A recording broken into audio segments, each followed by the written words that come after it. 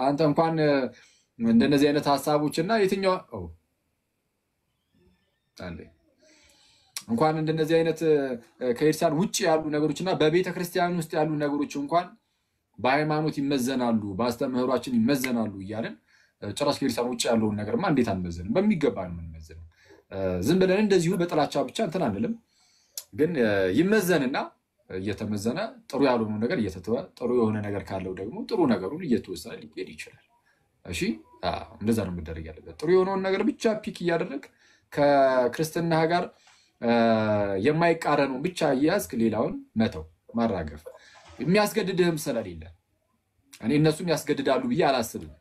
አይ እያንዳንዱ ነገር ተቀበል ምናምን ይላሉ ብዬ አላስብም። ስለዛ ብልህ መሆን አለበት ማለት ነው። አዘ ክርስቲያን እንደ አንድ ብልህ ክርስቲያን በተቻለ አቅም ብዙ ጊዜ እህቶች ናቸው መሰለኝ እንደዚህ ነገር የሚሳተፉት፣ ወንድሞችም አይጠፉም። አክቹዋሊ ልክ እንደና አቡ አይነቶች ትላል አቡ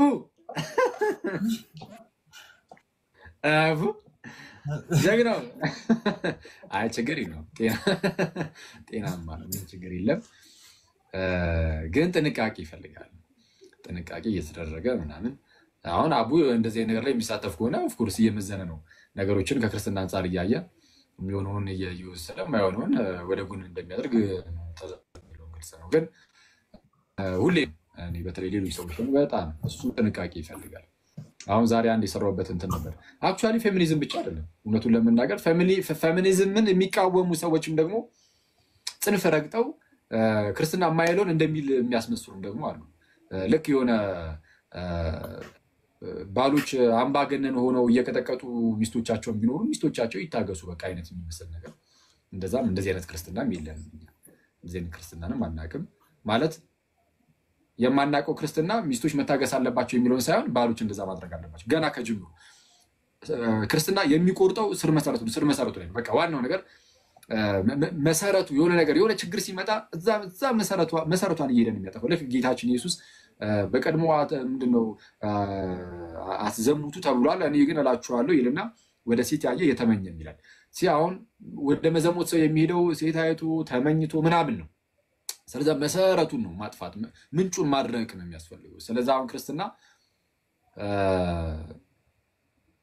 ምንድነው ይሄ በፌሚኒዝም ሳይድም ፌሚኒዝምን አጥብቆ የሚቃወሙ አንዳንድ ሰዎችም ከሚያነሱት ይሄ እንትን ያለ ነው፣ መካከል ላይ ያለ ነው። ስለዛ ሁሉንም ነገር ስታዩ በቃ ምንድነው በክርስትና እየመዘናችሁ የአጉል የፌሚኒስት የሚባል ነገርም የአጉል ሲግማ ክብረተስ የሚባል ነገርም ሁለቱም ጽንፎች እንትን ናቸው፣ ጤናማ አይመስሉኝም። በእርግጥ ሁሉም እንደው እንደዚህ ነው የምንረዳው እያለ የራሱን አረዳድ ሊያመጣ ይችላል። እናንተ ግን ያው ጥንቃቄ አድርጉ ነው የምትሰሙትን ነገር የቤስ ምረጡ ነው አለቀ። አለበለዚያ ከምትሰሙት ነገር የተነሳ በአጓጉል ነገር ልትወሰዱ ትችላላችሁ፣ በአጓጉል ነገር ልንወሰድ እንችላለን። ስለዛ እንግዲህ መዝኑ፣ የትኛውም ነገር ይመዘናል። ሚስት ባሏን እንግዲህ የግንኙነት ነገር ማለት ነው መከልከል አለባት የለባትም ምናምን የሚለው በቃ የለባትም ነው አይደለ? ይታወቃል። የለባትም። ባልስ ሚስትን መከልከል አለበት የለበትም። በነገራችን ላይ ባልም ይሄ ደክሞኛል ምናምን እያለ እየመጣ መተኛት አይችልም። እዛ ቪዲዮ ላይ ተናገሩ ነበር። ለምሳሌ አንድ ባል ሚስት ካለችው አለችው አለቀ። ብቻውን እየኖረ አይደለም። ሚስት ካለችው አንዴ ከተጋባ ያ መጋባቱ ራሱ መተጋገዝ ነው። አንዱን እስቲ አንዴ ኮሜንቱን አጥፎና ቢሰሙ ጥሩ ነው። በሳቁ ቁጥር ሳቂ ስለሚመጣ እሺ ኦኬ ምንድነው አንዱን ሰፖርት ያደርጋል በትዳሩ ውስጥ አንዱ ምንድነው በዝሙት ቢፈተን አንደኛውን ቶሎ ያግዛል፣ አንደኛው ቢፈተን አንደኛውን ያግዛል። ስለዚህ እርስ በእርስ የመተጋገዝ ነገር አለ በትዳሩ ውስጥ። ምንድነው ይሰማላ? ቀይ አበራ ነው ይሰማል። ኦኬ እሺ ምንድነው ባል ወደ ቤቱ ሲመለስ ለምሳሌ ሚስት እንደዚህ ነገር የምትፈልግ ከሆነ አይ ደክሞኛል ምናምን እያለ ሚስቱን እየተወ ዝም ብሎ ብቻውን እንትን ማለት አይችልም። እንደዛ አይቻልም በክርስትና። በቃ ታዲያ በምንድን ነው ያገዛት? አንድም በዚህ መተጋገዝ አለባቸው ማለት ትዳር እኮ ዝም ብሎ ምንድነው ተጋብተህ ዝም ብላ የሆነ ሀብት የምታከማችበት ብቻ አይነት ነገር እኮ አይደለም። እና ክቡር የሆነ መኝታም አለው፣ ክቡር የሆነ መኝታ አለው። ንጹህ የሆነ መኝታ ያስፈልጋል። እርግጥ ነው። ስለዛ ያ በትዳር ሲሆን ክቡር ነው መኝታ ራሱ ማለት ነው። ክቡር ከሆነ ያንን መኝታ ማክበር አለበት። በምንድን ነው የሚያከብረው? ባልየው ሲገባ ሙሉ ኤነርጂውን ሙሉ ኃይሉ እዛ ጨርሶ እዛ ውጭ ላይ ጨርሶ ማለት ነው ወደ ቤቱ ሲመጣ ልክ የሆነ እንደሆነ እንደ ሩም ነገር ዝም ብሎ መጥቶ የሚተኛበት ብቻ ተኝቶ የሚነሳበት እንደዛ ማረፊያ ብቻ እንደዛ መሆን የለበትም። ሚስት ስላለው ማለት ነው። ሚስትም ደግሞ ለምሳሌ ቤት ውስጥ ስትሰራ ስትውል ምናምን ነገር ሊደክማት ይችላል። ስለደከማት ብቻ ደግሞ ባል ለምሳሌ ሲመጣ እንደው እንደዚህ ነገር የሚያስፈልገው ከሆነ ሴክስ ነገር ማለት ነው የሚያስፈልገው ከሆነ ሚስት አይ በቃ እኔ ደክሞኛል ሙዴም አይደለም ምናምን ማለት አትችልም፣ አይቻልም። እንደዛ መሆን የለበትም። እሱንም የምታገዘው በዚህም ጭምር ስለሆነ ስለዛ ይሄ አንዱ አንዱን በመርዳትና በመተጋገዝ ሁሌም እንደነዚህ አይነት ነገሮች ምንድነው ከፍቅር በመነጨ መልኩ ማለት ነው። አሁን ሚስት ያንን ነገር ስታደርግ ዝም ብላ በቃ ማድረግ ስላለባት ብቻ ሳይሆን ባሏን ስለምትወደው ኦኬ ባሌ እንደዚህ ነገር አስፈልጎታል፣ አው ካስፈልገውማ ኦኬ ብላ ይሆነ ወደ እንደዚህ አይነት ነገር ውስጥ ራሷን እንትን ማለት ማሳደግ። ባልም ኦኬ ሚስቴ እንደዚህ ነገር ያስፈልጋታል፣ አው ዘን እኔ ከጎኗ መሆን አለብኝ እንደዚህ አይነት ነገር ሊል ይገባዋል። ስለዛ ምንድነው ይሄን ነገር ያነሳንበት ምክንያት አንዳንድ ሰዎች ምን አይነት ነገርን ሲያስቀምጡ እንሰማለን። አይ መጽሐፍ ቅዱስ ሚስት መከልከል የለባትም ብሎ የሚያስተምር ከሆነ እንግዲያውስ እንዲደፍሩ እየፈቀደ ነው ማለት ነው ብሎ የመደምደም ነገር ይታያል። ይሄ እንደዛ የሚባል ነገር የለም። እናንተ ለዛ ነገር እንደዚህ አይነት ትርጉም ሰጣችሁት ማለት ይሄው መጽሐፍ ቅዱስ ይላል በቃ አለ። ስለዛ መጽሐፍ ቅዱስ የምር እንደዛ ስለሚል እናንተ እንደምትሉት ደፋሪን የሚያበረታታ ነው ማለት ነው አይደለም። እና ገና ከጅምሩ በቃ ሴት አዎ ሚስት ማለት ነው መከልከል የለባትም የሚለው ላይ ሰው ከተስማማ ቅድም ከአቡ ጋር እንደውም ኮመንት ላይ እያወራ ነበርና ኦኬ አዎ ሚስት መከልከል የለባትም እሱ ላይ ተስማማን። ግን ብትከለክለውስ ድንገት ብትከለክለውና እሱ የሆነ በግድ እንደዚህ አይነት ነገር ቢፈጽምስ እሱ መድፈር አይሆንም ወይ አይነት የሚመስል ነገር ሲነሳ ነበርና የመጀመሪያው ገና ከጅምሩ የመጀመሪያው ፌዝ ላይ የምንስማማ ከሆነ ይሄ በቃ መከልከል አትችልም የሚለው ላይ መከልከል አትችልም ማለቱ መጽሐፍ ቅዱስ መድፈርን ማበረታታቱ እንዳልሆነ በቃ ተግባባን። በቃ እዚህ ድረስ ከተስማማን ይሄ በጣም ትልቅ ነገር ነው። እየተባለ ያለው ግን አይ ገና ከጅምሩ ከከለከላት ሚስትን ማለት ነው በቃ ደፋሪ የሚያበረታታ መጽሐፍ ነው እንደዚህ ተብሎ አይደመድም። ቃል በመጽሐፍ ቅዱስ ውስጥ ያለው የእግዚአብሔር ጥበብ ነው በነገራችን እና የእግዚአብሔርን ጥበብ በጸና መልኩ እናቆመውና እንደዚህ አይነት ሰዋዊ አስተሳሰቦች በዛ በምናቆመው በእግዚአብሔር ቃል ልናፈርስ ይገባል። ሰዋዊ አስተሳሰቦችን እንጂ ይሄ ከፍ የሚለውን የሰዎችን ሀሳብ ሁሉ እናፈርሳለን እንደሚለው በእግዚአብሔር ቃል እንደዛ ሊሆን ይገባል እንጂ ጭራሽ ይሄ ሰዋዊ የሆኑ ሀሳቦች በመጽሐፍ ቅዱስ ንግግሮች ላይ ተበረታተው ገዝፈው ሊታዩ አይገባም። ከዛ ውጭ ግን ይሄ እንደው ይሄ ነገር መድፈር ይባላል ወይ አይባልም ወይ ምናምን እንደዚህ አይነት ጭቅጭቅ ውስጥ መግባት አያስፈልግም። መጽሐፍ ቅዱስ ላይ እንደዚህ አይነት ነገር የለም። ኢትዮጵያ ውስጥ ነው እየኖርን ያለነው አይደል? ለምሳሌ በኢትዮጵያ ሕግም ቢሆን ሚስት ሄዳ ባሌ ደፈረኝ አይነት ነገር ብላ ትከሳለች? የለም እንደዚህ አይነት ነገር ሕግም እንደዚህ አይነት ነገር አያውቅም። ስለዚህ አሁን ዝም ብሎ ይሄ የመነታረኪያ ርዕስ ብቻ ማድረግ ሳይሆን ነገሮችን በቃ ከክርስትና አንጻሪው በቃ መደረግ ያለበት ገና ከጅምሩ ሴትም አትከልክ በቃ አለቀ። የመጀመሪያው ጥፋት እሷ ጋር የሚሆን ከሆነ ያንን ጥፋት ማቋረጥ ስር መሰረቱን ምንጩን መዝጋት እንጂ ኦኬ ከዛ በኋላ የሚፈጠሩ ነገሮች ሁሉ በበሽታ ውስጥ ሆኖ የሚደረጉ ነገሮች ናቸው። በባልም በሚስትም በኩል ባል አሁን እንደዛ ማድረግ የለበትም። ግን ያንን ካደረገ ግን ገና ከጅምሩ የማን ጥፋት ሆኖ ነው ሊባል ነው? እንዲያውም በዚህ ነገር ላይ ከተስማማ የሚስት ጥፋት ሆኖ ያንን ያደረገው ያስብላል። ስለዚህ እንደዚህ አይነት ነገሮች እንዳይመጡ በቃ ሚስት ይሄን ነገር ማድረግ የለባትም ባልም ይሄን ነገር ማድረግ የለበትም ተብሎ ሊዘጋ ይገባል እንጂ ይሄ በየሶሻል ሚዲያው እየወጡ ደፋሪ ምናምን እየተባሉ መሰዳደብ ያህንጽ ጠቃሚ አይመስለኝም። እና ሁሉም ነገር የሆነ ከክርስትና ታየ ቢደረግ መልካም ነው። ቀጣይ ግን እዛ የሆነ ዲቤት አድርጎ ነው በዚህ አንድ ወንድምና እህት ማለት ነው። እና ወንድም ያውን ዲቤት ያደረገው ወንድም የሚያነሳው ነገር አለ። እሱ ላይ ያው እንግዲህ በቃ በቪዲዮ ይሄድበታል። ክርስቶስ እየተመታ እየተሰቀለ ምናምን ይቅር በላቸው ስላለ ሚስትም እየተቀጠቀጠች ምናምን እንደዛው ትኑር አይነት የሚመስል ነገር ሲናገር ስለነበር ይሄ አሁን ሚስዩዝ ማድረግ ነው መጽሐፍ ቅዱስ በዛ መልኩ አይደለም የሚናገረው። መጽሐፍ ቅዱስ በዛ መልኩ አይናገርም። ስለመታት ይፋቱ ምናምን የሚል የለም። እውነቱን ነገር እንደዛም አይልም። በእርግጥ ግን መታየት ያለበት አሁንም ከየትኛው ሳይሆን ከባል አንጻር ታይቶ ባል በጭራሽ እንደዛ ማድረግ አይችልም የሚለውን አስረግጠን ነው አቁመን ነው መሄድ የምንችለው እንጂ በቃ ባል እየመታት እሷ እንትን እያለች ትኖር ምናምን እንደዛ የሚባል ነገር የለም። እና እዛ ላይ እሄድበታለሁ፣ አክቹዋሊ ቪዲዮ እሰራበታለሁ ጌታ ቢፈቅድ። እና እንደዛ ነው። ዛሬ ግን ያው የገላትያ መልእክት ልናጠና ነው እዚህ የመጣ ነው ጋይስ። የገላትያ መልእክት ልናጠና ስለሆነ የመጣ ነው። እዚህ ርዕስ ላይ ብዙ መሄድ አንችልም። ናቱ እንግዲህ የገላትያ ምዕራፍ 5 ነው። በቃ ገላትያ ምዕራፍ 5 ምናልባት ጊዜ የሚኖረን ከሆነ ምዕራፍ 6 ሄድበታለሁ እችላለሁ። ካልሆነ ደግሞ ምዕራፍ 6 ቀጣይ ቀን ነገ ቀን ወዲያ እንገባበታለን እንደዚሁ። እሺ ቀጥል የምትለው ነገር ካለ። እሺ እግዚአብሔር ያክብርልን። ትልቁ ላይ መሆን ነበረብህ። እኔ ካሜራ መዝጋት ነበረብኝ ትላለህ። አስጠቆርክ። አረ ስቀልድ ነው። እሺ ና ተመለስ እንጂ ኮሜንት ምን ልክፈትላችሁ? ባይዘዌ እንትኑ ላይ ግዴታ ምንድነው ህግ ምናምን ያልከው ላይ ጥያቄ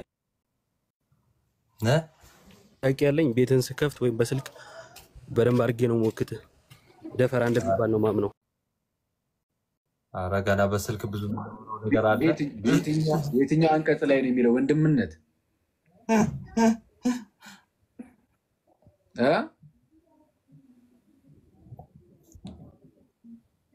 መንገድ ላይ ነው መሰለኝ። አየህ እንደዚህ የትኛው አንቀጽ ላይ ነው እንደዛ የሚለው?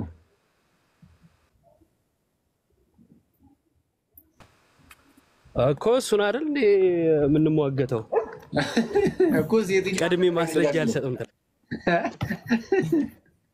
እሺ መደረግ የለበትም ባይዚ። እኔም ይሄ ጤናማ ነው ብዬ አላምንም። በጣም አደገኛ ነገር ነው። በቃ ሚስት እምቢ ካለች ማለት በተአምር አትችልም፣ አይቻልም ካላመማት በስተቀር። ህመም ላይ ባልም አይችልም ነው ያልኩት። በነገራችን ላይ ሚስት ብቻ ሳትሆን ባልም አይችልም፣ እምቢ ማለት አይችልም። ደክሞኛል ተኛለሁ ምናምን እያለ የሚመጣ ባልም ካለ አይቻልም። በሁለቱም ሳይድ አይቻልም። ግን እንደዚህ አይነት ጥፋት ብታጠፋ እና ሚስትየዋ ከዛ በኋላ ይህንን ጥፋት ይዞ ባልየው በፎርስ ቢሄድና በኃይል ሄዶ ያንን ነገር በጣም ወደዛ ኤክሰሶቱ በትግል እንደዚህ አይነት ነገር ካደረገ ይሄ አደገኛ ነው፣ ለእርሱም ትክክል እና አይቻልም፣ እንደዚህ አይደረግም። ግን ይሄ ነገር የመጣው ግን ገና ከጅምሩ የትኛው ኃጢአት ስለተጀመረ ነው ወይም የትኛው ስህተት ስለተጀመረ ነው? የሚስትየዋ ስህተት ስለተጀመረ ስለሆነ እዛ ላይ ነው ምንጩን ማድረግ የተባለው። ለዛ በዚህ ሀገር ግን የለም። በነገራችን ላይ ሄዳ ደፈረኝ ባሌ ምናምን የሚባል ነገር የለም እና እንደዛ ነው። እሺ ቀጥል። እሺ ናቱ። ኦኬ እሺ በድጋሚ እግዚአብሔር ያክብርልን። ወደ እንትናችን እንግባና ከዛ በኋላ መጨረሻ ላይ ግን በደንብ መስጠት የምትፈልገውን ሀሳብ ወይ ሰፋ አድርገህ ምናምን ትሄድበታለህ ማለት ነው። የቀረ ብለህ የምታስበው ነገር ካለ ማለት ነው። ገላትያ ላይ ነው ገላትያ 6ን በሰዓት ካለ እንዳልከው እንትን ትላለህ። አይ አሁንም የተናገርከው ላይ ሀሳብ የምትጨምረው ካለ ብዬ ነው። ይሄኛውን በቃ ሌላ ጊዜ እንሄድበታለን። ኦኬ እሺ እሺ ኮሜንት ይጥፋ። አኪዋ እንዴት ነው ነገሩ? እንዴት ነው እንዴ? ገና ገላትያ እያስተማርክ ኮሜንት ትከፍታለህ? እኔ ቤት እኮ ነፃነታቸውን እንትን አላቸው። ለዛ እስቲ ኮሜንት አጥፉ። ባይዜ ሞዴሬተሩን ባይጠቀምበት ሰው ማን ነው? አኬ ነው። ኦኬ ላጥፋ፣ እኔ አጠፋዋለሁ። እሺ በባለፈው እንዲሽላርካት ደነገጥካ ቀረባልኩ። እሺ በባለፈው እንትናችን ሴሽናችን እስከ 4 ተማምረናል እና ያልነበራችሁ ሰዎች አሁን እንዳለ እያንዳንዱ ምዕራፉን እንትን ከምንል በቃ ያልነበራችሁ ሰዎች አንድ አጠር ያለ ነገር ልንገራችሁ። የመልእክቱ መጻፍ ዋነኛ ነገር ማለት ነው። በቃ በአጭሩ ሐዋርያው ቅዱስ ጳውሎስ ይህንን መልእክት ለገላትያ ሰዎች ሲጽፍላቸው ምንድነው ሐሰተኛ መምህራን ገብተው ነበረ።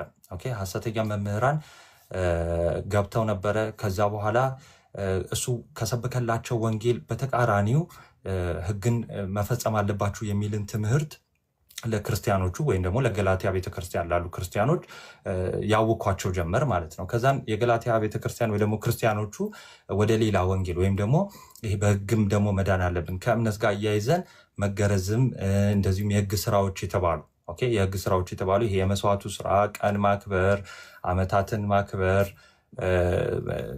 መገረዝን እነዚህ ነገር ጨማምሮ ከእምነት ጋር ማያያዝ አለብን የሚለውን ነገር በጣም በልባቸው አሳረጹባቸው። ከዚህም አንደኛ ያቀረቡት ምክንያት ምንድነው? እነ ቅዱስ ዮሐንስ አፈወርቅ ሲያስቀምጡት የመጀመሪያ ብሌም የሚያደርጉት ራሱ ሐዋርያው ቅዱስ ጳውሎስን በምንድነው? በመዋዕለ ሥጋዌ ወይ ደግሞ ከክርስቶስ ጋር አብሮ የኖረ አይደለም ይሉና ልብ በሉ አብሮ አይደለም ይሉና ግን እነ ቅዱስ ጴጥሮስን ቢሆን ይሄው መገረዝን የሚከለክሉ አይደሉም። እንደገና ደግሞ የሆነ ሰዓት ራሱን ደግሞ ሐዋርያው ቅዱስ ጳውሎስን የጢሞቴዎስን ያነሱና ይሄው እሱ ራሱን እንደውም የሚከለክል ሁሉ አይደለም ወደ አይሁድነት ተመልሷል እያሉ የክርስቲያኖችን ልብ ብቻ ያናውጡ ነበረ። ወይም ደግሞ ወደ ሌላ እምነት ወይ ደግሞ ብቻ ወደ ሌላ ወንጌል እንዲሄዱ ያደርጉ ነበረ፣ ወይ ደግሞ ወደ ሕግ ስራ ወደ አይሁድነት ማለት ነው ባጭሩ። ከዛ በኋላ ሐዋርያው ቅዱስ ጳውሎስ ምን አደረገ? ይሄን መልእክት በቲቶ አማካኝነት ሮሞኑ ይልካል ማለት ነው። ቅዱስ ዮሐንስ አፈወርቅ እንደሚለው ይሄንን መልእክት የሚቀድመው የተሰሎንቄና የቆሮንቶስ መልእክት ነው ተብሎ ይገመታል። ከዛ በኋላ በመልእክቱ እንግዲህ ያመሰግናቸዋልም ይወቅሳቸዋልም፣ እንዲሁም ደግሞ በሕግ መዳን እንደማይቻል ለአብርሃም ወንጌል እንደተሰበከ የተስፋውን ቃል እንደገና ደግሞ ጌታችን መድኃኒታችን ኢየሱስ ክርስቶስ ዘመኑ በደረሰ ጊዜ የማዳን ጊዜው በደረሰ ጊዜ ከሴት እንደተወለደ ይሄን ሁሉ ያስተምራቸዋልና ሰው በሕግ እንደማይጸድቅ ብዙ ከምክር ጋር ተግሳጽን ሃይማኖትን እያደረገ ያስተምራቸዋል። በባለፈው ሴሽናችን 4ን ምን ብለን ያቆምነው? ሐዋርያው ቅዱስ ጳውሎስ ወንጌልን ከኦሪት በሳራና በአጋር አድርጎ በምሳሌ መልክ አስቀመጣቸውና እንግዲህ እኛ አለ አጋር ባሪያይት ናት፣ ከዛ ደግሞ ጨዋ የተባለች ደግሞ ሳራ ናት እና እኛ የጨዋ ልጅ ነን፣ እኛ የወንጌል ልጆች ነን እንጂ የባሪያይቱ አይደለንም ብሎ ነበረ። መጨረሻ ቁጥር 31ን የዘጋው ምዕራፍ 4 ማለት ነው። ዛሬ ምዕራፍ 5ን ባጭሩ እናያለን። በጣም ደግሞ ይሄኛው አጠር ያለ እንትን ስለሆነ ማየት እንችላለን ማለት ነው። እሺ ገላትያን 5:1 ላይ ምን ብሎ ነው የሚጀምረው ሐዋርያው ቅዱስ ጳውሎስ? በነፃነት ልንኖር ክርስቶስ ነፃነት አወጣን፣ እንግዲህ ጸንታችሁ ቁሙ፣ እንደገናም በባርነት ቀንበር አትያዙ ይላቸዋል ማለት ነው። ምን አላቸው? እንግዲህ ድጋሚ በባርነት ቀንበር አትያዙ፣ ግን ጸንታችሁ ቁሙ አላቸው። የመጀመሪያው እዚህ መልእክት ላይ ሐዋርያው ቅዱስ ጳውሎስ እየተናገረ ያለው ጸንታችሁ ቁሙ ሲል መንገዳገዳቸውን ያሳያል። ኦኬ የገላትያን ሰዎች መንገዳገዳቸውን ያሳያል። ግን በነፃነት ልንኖር ያለው ልክ ዮሐንስ ወንጌል ምዕራፍ 8:36 ላይ እንግዲህ ልጁ አርነት ቢያወጣችሁ በእውነት አርነት ትወጣላችሁ፣ ነፃ ትወጣላችሁ ተብሎ የተጻፈውን። ስለዚህ ከሕግ ስራ ወይም ደግሞ ከሞግዚት ወይ ደግሞ ይሄ ከሕግ ባርነት ከተባለው ከዛ ቀንበር ነፃ ወጥታችኋል እያለ ነው። ከዛ ቀጠል ያደርግና እነሆ እኔ ጳውሎስ እላችኋለሁ ይላል። ባይዘው ይሄ አባባሉ አንድ ሰው በጣም በመተማመን በእርግጠኝነት የሚናገረው ነው ይላል ቅዱስ ዮሐንስ አፈወርቅ ይሄን ክፍል ማለት ነውና በታላቅ ስልጣን በሐዋርያዊ ስልጣን ይሄን ነገር ሲነግራቸው ነው። ምን አላቸው? ብትገረዙ ክርስቶስ ምንም አይጠቅማችሁ ማለት ምን ማለት መሰላችሁ? ብትገረዙ ክርስቶስ ምንም አይጠቅማችሁ ማለት የመጀመሪያው ነገር ምንድነው? መገረዝ አለመገረዝ ይሄው ለክርስትና እስታካርገና ኪዮ አላህ እሺ ድንገት ከተቋረጥኩ ነገር መገረዝ አለመገረዝ እነዚህ በኦሪት እንድንፈጽማቸው የተሰጡን የኦሪት ትእዛዛት ህግጋት አሉ አይደለ? እነሱን ህግጋት በመፈጸም ክርስቲያን መሆን አይቻልም። ወይ ደግሞ በሐዲስ ኪዳን እነሱን ህግጋት ስለፈጸምን አይደለም ክርስቲያን መሆን፣ ለክርስትና እሱ አይጠቅም እያለ ነው። ግን ክርስቶስ አይጠቅማችሁም እያለ ያለው በምን መሰላችሁ? ህግን ሰው የሚያደርገው ስለሚፈራው ነው። ምንን? ህግን ማለት ነው። የሚፈራው ያንን ያደርገዋል ማለት ነው። ኦኬ ህግን በመፍራት ያደርገዋል። ያ ህግን የሚፈራው ደግሞ የጸጋውን ኃይል ወይ ደግሞ የጸጋውን ፓወርፉልነት ወይ ደግሞ ከህግ እንዴት እንደሚበልጥ ያልገባው ወይ ደግሞ ጸጋውን ያላመነ ሰው ነው ማለት ነው። ኦኬ በመፍራት ህግን አደርጋለሁ የሚል ሰው በጸጋው ካልሆነ ያንን መዳን ልናገኝ አንችልም። ኦኬ የመንፈስ ቅዱስንም ስጦታ የክርስቶስንም ማዳን ከዚህ ከስጦታ ውጪ በህግ ልናገኘው አንችልም። ስለዚህ ክርስቶስ አይጠቅማችሁም ሲል በጸጋው የምናገኛቸው እነዛ በረከቶች መዳን፣ ኦኬ እነዛ ጽድቆች አናገኛቸውም እናጣቸዋለን ማለት ነው። ስለዚህ ብንገረዝ ባንገረዝ ይሄ ለክርስቶስ ጥቅም የለውም ወይም ደግሞ ለክርስትናችን ጥቅም የለውም እያለ ነው ማለት ነው። 3 ላይ ቀጠል ያደርግና ሕግንም ሁሉ እንዲፈጽም ግድ አለበት። ልብ በሉ እዚህ ጋር በጣም አስተውሉ እሺ። ሕግንም ሁሉ እንዲፈጽም ግድ አለበት ብዬ ለሚገረዙት ሁሉ ለእያንዳንዶች ደግሜ እመሰክራለሁ አለ። አሁን አንዱ ስለሚገረዘው ሰው አይደለም ምን አለ ለእያንዳንዱ አለ። ለእያንዳንዱ ማለት ይሄው በመገረዝ ድህነትን እናገኛለን ብሎ ለሚያስበው ለሁሉም ምን ማድረግ አለበት? ሕግን መፈጸም አለበት። ሕግን ግን መፈጸም አለበት ሲል አንድን ሕግ ነው አይደለም፣ ሁሉንም ሕግ መፈጸም አለበት። ለምሳሌ እንዴት ማለት መሰላችሁ? ለምሳሌ መገረዝ የሕጉ አንዱ አካል ነው አይደለ? መገረዝ አለብህ የሚል ማለት ነው። መገረዝ ሲመጣ ተያይዞ አብረው የሚመጡ ሕግጋት አሉ አይደለ? ተያይዞ አብረው የሚመጡ ሕግጋት አሉ። ለምሳሌ መገረዝ አስከትሎ የሚመጣው ምንድነው? መስዋዕት ማቅረብን ኦኬ፣ መስዋዕት ማቅረብን፣ ቀናትና ቦታን መምረጥ ኦኬ፣ ቦታን መምረጥ፣ የማንጻት ስርዓት የተባሉት እንደገና ሰውየው ንጹህ መሆን አለበት። እነዚህ ሁሉ በሕግጋት ውስጥ ያሉ ናቸው ኦኬ። እና ቅዱስ ዮሐንስ አፈወርቅ ይህን ደስ በሚል ይፈተዋል። ምን ይላል? ሰውየው ኦኬ አሁን እንደው በመገረዝ እንድናለን የሚለው ሰውዬ እንደው በ8ኛው ቀን ቢገረዝ ከዛ በኋላ በ8ኛው ቀን ተገርዞ ከዛ መስዋዕት ያቀርባል። ከዛ መስዋዕት ማቅረብ ብቻ አይደለም ደግሞ የሚያቀርብበት እቃው ራሱ የተመረጠ መሆን አለበት። እቃው ብቻ አይደለም ራሱ ንጹህ መሆን አለበት። የሚያቀርብበት ቦታ የተመረጠ ቅዱስ መሆን አለበት። እነዚህ ሁሉ በትክክል መሆን አለባቸው። ግን ሰውየው በ8ኛው ቀን ሳይገረዝ ቀኑን ያልኳችሁ እሺ፣ በ8ኛው ቀን ሳይገረዝ ከዛ ግን እነዚህን ሁሉ ነገሮች ቢያሟላ ይበላሻል። አንዱ መጉደል የለበትም። ስለዚህ ሐዋርያው ቅዱስ ጳውሎስ ምን አለ? ይሄው እንገረዛለን የሚሉ ይሄው ሕግጋትን ሁሉ ደግሞ መፈጸም አለባቸው አለ። ሕግጋትን ደግሞ ሙሉ መፈጸም ከቶ የማይቻል ነው ማለት ነው።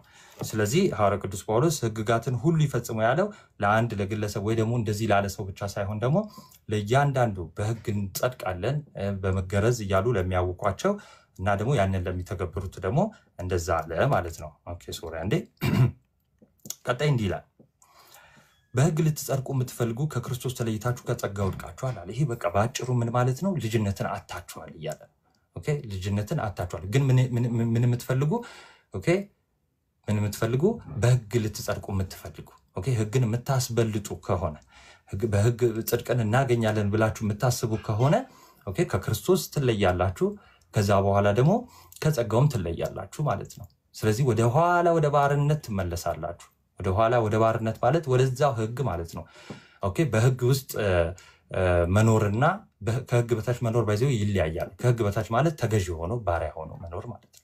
ስለዚህ እንደ ሞግዚት ይዞን የመጣው ያ ሕግ ኦኬ አሳልፎ ለባለቤቱ ለወንጌል አሳልፎ ከሰጠን በኋላ ከዛ በኋላ ግን ተመልሳችሁ በዛ እንኑር ብላችሁ የምታስቡ ከሆነ ግን ልጅነትን ከጸጋው መራቅ ይሆናል፣ ከክርስቶስ መለየት ይሆናል እያላቸው ነው ማለት ነው። ከዛ ምን አለ 5 ላይ እኛ በመንፈስ በመንፈስ ከእምነት የጽድቅን ተስፋ እንጠባበቃለን አለ ኦኬ። ከእምነት የጽድቅን ተስፋ እንጠባበቃለን አለ። ወደዚህ መዳን የገባ ነው ሲጀመር ወደዚህ መዳን የገባ ነው። ይህንን መንፈስ የተቀበል ነው ይህንን ጽድቅ ያገኘ ነው በሕጉ በኩል ሳይሆን በምንድነው አለ? በእምነቱ በኩል ነው። በእምነቱ በኩል ስለሆነ ያገኘ ነው። ከዛ ደግሞ በእምነቱ በኩል ያገኘነውን ከዛ ደግሞ ተስፋ እንጠባበቃለን። ቅዱስ ዮሐንስ አፈወርቅ ይህንን በረከቶች በእምነቱ በኩል ያገኘነውን ያንን በረከቶች እንጠባበቃለን፣ ተስፋ እናደርጋለን።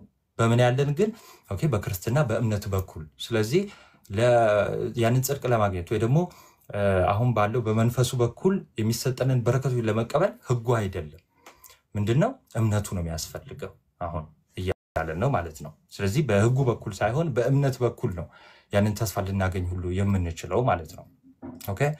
በእምነት በኩል ለአብርሃም የተገባለትን ያንን የተስፋ ቃል ወራሾች ሆነን የለ ልክ አሁንም እንደዛ በረከቶችንም ተስፋውንም የምናገኘው በእምነት በኩል ነው እያለ ይናገራል ማለት ነው ኦኬ።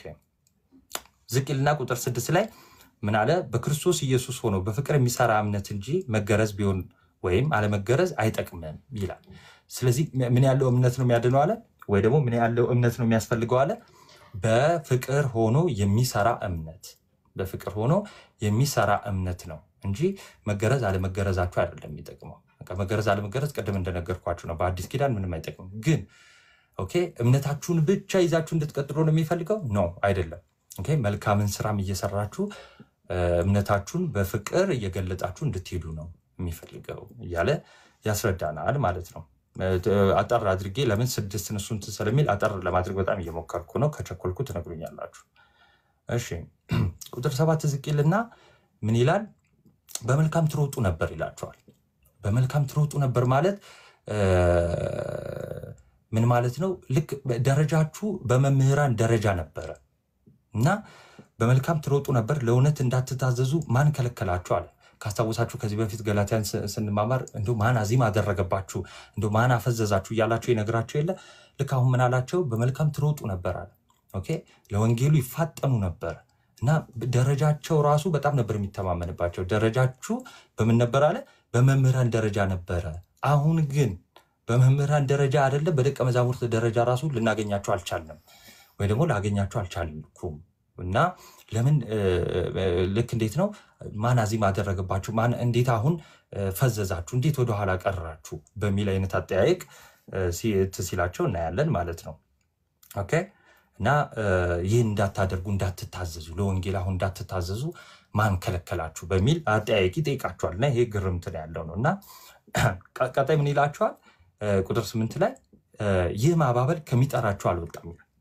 ካስታወሳችሁ ዕብራውያን ማን ነው ገላትያን ሲጀምር ከጠራችሁ ወንጌል ፈቀቅ ብላችኋል ይላል አይደለ? ከጠራችሁ ወንጌል።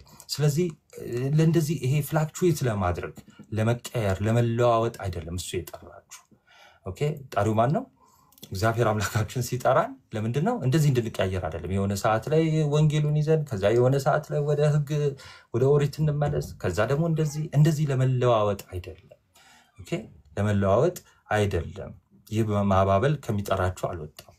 ኦኬ ስለዚህ ይሄ መለዋወጣችሁ ከራሳችሁ ነው ከሐሰተኞቹ መምህራን እንጂ ከማን ከጌታ የመጣ አይደለም። የጌታ ወንጌል ግን አንድ ነው ብሎ እንዳስተማረ ማለት ነው። እሺ ከዛ 9 ላይ ጥቂት እርሾ ሊጡን ሁሉ ያቦካል ይላቸዋል። ጥቂት እርሾ ምን ይላል? ሊጡን ሁሉ ያቦካል ይላቸዋል። ምን ማለት መሰላችሁ? አሁን የገባው ስህተት እናንተ ውስጥ ገላትያ ቤተክርስቲያን ውስጥ የገባው ስህተት ዝም ቢባል ኦኬ የገባ ስህተት አለ እንዳልኳችሁ የገባ ስህተት አለ። ከዛን ያ የገባው ስህተት ዝም ቢባል ካልታረመ ወደ ሙሉ አይሁዲነት ይቀይራቸዋል እያላቸው ነው። ወደ ሙሉ አይሁዲነት እንደው ዝም ቢባል ወደ ሙሉ አይሁዲነት ይቀይራቸዋል።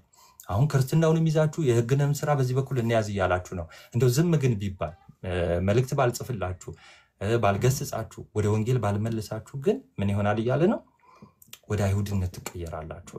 ሙሉ ለሙሉ ሙሉ አይሁድ ነው የምትሆኑት። ከክርስትናው ተለይታችሁ ወጣችሁ ማለት ነው እያለ ነው።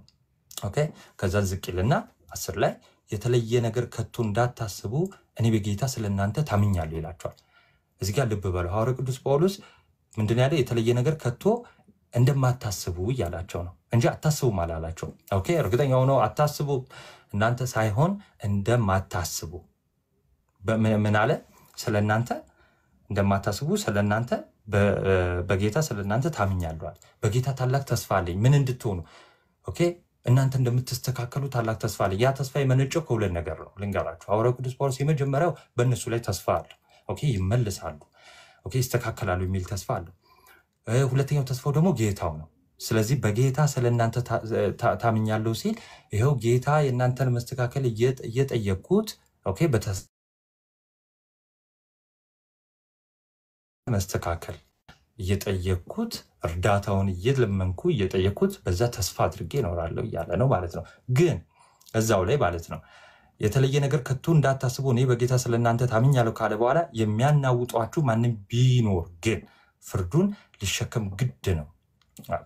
ኦኬ ሊሸከም ያስፈልገዋል። ፍርድ አለበት ማለት ነው። ምን ማለት ነው? እናንተ የተለየ ነገር እንደማታስቡ ተስፋ አለኝ የሚለውን ወይ ደግሞ በጌታ ተስፋ አለኝ እንደምትስተካከል ተስፋ አለኝ ማለት እነሱ እናንተን የሚያናውጧችሁ ወይ ደግሞ ወንጌልን ሊያጣመሙ የሚወዱት ይድናሉ ማለት ወይ ደግሞ ከፍርድ ያመልጣሉ ማለት አይደለም። የእናንተ ትክክለኝነት እነሱን ከፍርድ ያስመልጣቸዋል ማለት አይደለም። እንደውም እነሱ ምን አለባቸው? ፍርድ አለባቸው። ምን የሚሉት እናንተን ሊያሳስቱ የሚሞክሩትን። ስለዚህ ሐዋርያው ቅዱስ ጳውሎስ በተደጋጋሚ እነሱን ይመክርና ከዛ በኋላ የሆነ ሰዓት ግን የመምህራን እነሱን ሲያስተምሩ የነበሩ ወይ ደግሞ ሐሰተኞቹን ደግሞ እየገሰጸ እየተቆጣ ያልፋል ማለት ነው። እሺ ለዛ ነው የሚያናውጧችሁ ማንም ቢኖር ግን አለ። ኦኬ አንድን ሰው ስለ አንድ ሰው አይደለም የሚያወራው። ስለዚህ ማንም ቢኖር ግን ፍርዱን ሊሸከም ግድ ነው አለ። ነገር ግን አለ ልብ በሉ፣ ነገር ግን ወንድሞች ሆይ እኔ ገና እስካሁን መገረዝን ብሰብክ እስካሁን ድረስ ለምን ያሳድዱኛል አለ። ይኸውላችሁ ሐዋርያው ቅዱስ ጳውሎስን ምን ብለዋቸው ነበረ? እዛው ለገላትያ ክርስቲያኖች ምን አይነት ክስ አቀረቡላቸው? እዚያ ያሉ ሰዎች ማለት ነው። ይሄው ቅድም እንደነገርኳችሁ ማለት ነው። ራሱ ሐዋርያው ቅዱስ ጳውሎስ ወደ አይሁድነት ተመልሷል፣ ወደ ኦሪት ተመልሷል። እሺ እና መገረዝን ይሰብካል ብለው ነገሯቸው ማለት ነው። አሁን ራሱን ነፃ ሊያወጣ ነው። ሐዋርያው ቅዱስ ጳውሎስ ምን አለ? እሺ ነገር ግን ወንድሞች ሆይ እኔ ገና እስካሁን መገረዝን ብሰብክ፣ ኦኬ መገረዝን አልሰብክም፣ ግን እንደው ብሰብክ ኖሮ ለምን ያሳድዱኛል? ለምን እነሱ ያሳድዱኛል? እያሳደዱት ነው። መከራ እንዲቀበል አድርገውታል አይደለም? እሱ ያስተማራቸው ደቀ መዛሙርት ያደረጋቸውን እንኳን ያሳድዷቸዋል። በሱ ትዝ ካላችሁ ገላትያ ላይ እዚሁ 3 እና 4 ስናነብ ማለት ነው እንደው በከንቱ ነው ይላችሁ የለ፣ በከንቱ ነው መከራ መቀበላችሁ ይላችኋል። እነሱ ራሱ መከራ ተቀብለዋል በነገራችን ላይ። እና መከራ የተቀበሉት እኔን የሚያሳድዱኝ እንደውም ምን ብዬ ስላስተማርኩ ነው አለ፣ የአባቶቻችሁን ወግ ተዉ፣ የአባቶቻችሁን ልማድ ተዉ። ኦኬ የአባቶቻችሁን ልማድ ተዉ ስላልኩ፣ ህግን ተዉ ስላልኩ ነው የሚያሳድዱኝ ይልና እዛው ምን ጋር እንዳሳደዱትም አሳያቸዋለሁ። ምን ይላል? እንኪያስ ይላል እዛው 11 ላይ ማለት ነው። እና ለምን ያሳድዱኛል ካለ በኋላ እንኪያስ የመስቀል እንቅፋት ተወግዷል ይላል ማለት ነው። አሁን ይኸው እኔ ከእምነት ጋር አብሬ ሐዋርያው ቅዱስ ጳውሎስ ከእምነት ጋር ይኸው የአባቶቻችሁን ወግ አትተዉ ብዬ ቢሆን ኖሮ ስለምንስ ያሳድዱኛል? ስለምንስ የመስቀል ጠላት ይሆናሉ? እነሱ አይሁዳውያን በነገራችን ላይ የመስቀል ጠላት የሆኑት ወይ ደግሞ የጌታን የማዳን ስራ የመስቀሉን ስራ መቀበል የከበዳቸው የአባቶቻችሁን ልማድ ተዉ ስለተባሉ ነው። ኦኬ የአባቶቻቸውን ልማድ ተዉ፣ ህግን ተዉ፣ በህግ አይደለም የሚዳነው ኦኬ ስለተባለ ነው እንጂ እንደው ከዚህ የበለጠ ከዚህ ውጪ መስቀሉ በተለየ ትልቅ ጠላት ሆኖባቸው አልነበረ። የመጀመሪያ ህጉን የሚሽር ስለነበረ ነው። ኦኬ ህጉን የሚሽር ስለነበረ የአባቶቻችሁን ልማዶች ተዉ ስላልኩ ነው እኔን የሚያሳድዱ ይላል። እስጢፋኖስን እኔ ኦኬ ከዛ በፊት ግን እነሱ የከሰሱበት አንድ እንትን አለ። ቆይ ጥቅስ ላንብላችሁ። ሐዋርያ ሥራ ምዕራፍ 16:3ን ማንን ገርዟል? ጢሞቴዎስን ገርዟል። ኦኬ ጢሞቴዎስን ገርዟል። ሐዋርያው ቅዱስ ጳውሎስ ማለት ነው። ጢሞቴዎስን ገርዟል። እና ይሄው ጢሞቴዎስን ገርዟል፣ ህግን እየሰበከ ማነው ግዝረትን እየሰበከ ነው ብለው ነው የተናገሩት። እዚህ ጋር ልብ ማለት ያለባችሁ ጢሞቴዎስን መግረዝ ወይ ደግሞ መገረዝ እንደ ግዴታ እንደ ህግ ማለት ነው በግድ ተቀበሉ ብሎ አልሰበከም። ስብከት ውስጥም አልነበረም። ገርዟል። አዎ ገርዟል። ይኸው ሐዋርያት 16:3 ላይ አይሁዶች ስለነበሩ ይዞ ገረዘው ይላል ጢሞቴዎስን ማለት ነው። ገረዘው ማለት ግን ሰበከው ማለት አይደለም። ኦኬ አሁን ሰዎች በአዲስ ኪዳን ይኸው ክርስቲያኖች መገረዝን ይገረዛሉ። ግን ለምንድን? ለድነት ነው? ለክርስትና አይደለም። ወይ ደግሞ ህግን ለመፈጸም ነው? አይደለም። ኦኬ መገረዝን ሊገረዙ ይችላሉ ማለት ነው። እገርዛለሁ ግን አልሰብክም ነው የሐዋርያው ቅዱስ ጳውሎስ ማለት ነው። ከዛ በኋላ እንግዲህ የመስቀሉ እንቅፋቶች የሆኑት ወይ ደግሞ ክርስትና እንዳይሰበክ ክርስቲያኖችን በማሳደድ የሚያስተምሩትን ሐዋርያትን በማሳደድ በመግደል የሚቀጥሉት ለመስቀል እንቅፋት ሆነው የሚቀጥሉት ግን እንዴት እንደሆነ ላሳያችሁ። ሐዋርያ ሥራ 6:13 ላይ ሐዋርያ ሥራ 6:13 እስጢፋኖስን በሸንጎ ፊት ምን ብለው ነው የከሰሱት? ይኸው ኢየሱስ ማነው መስቀል ላይ የተሰቀለውን ሰው እንደው በደንብ ይወዳል ተብሎ አይደለም።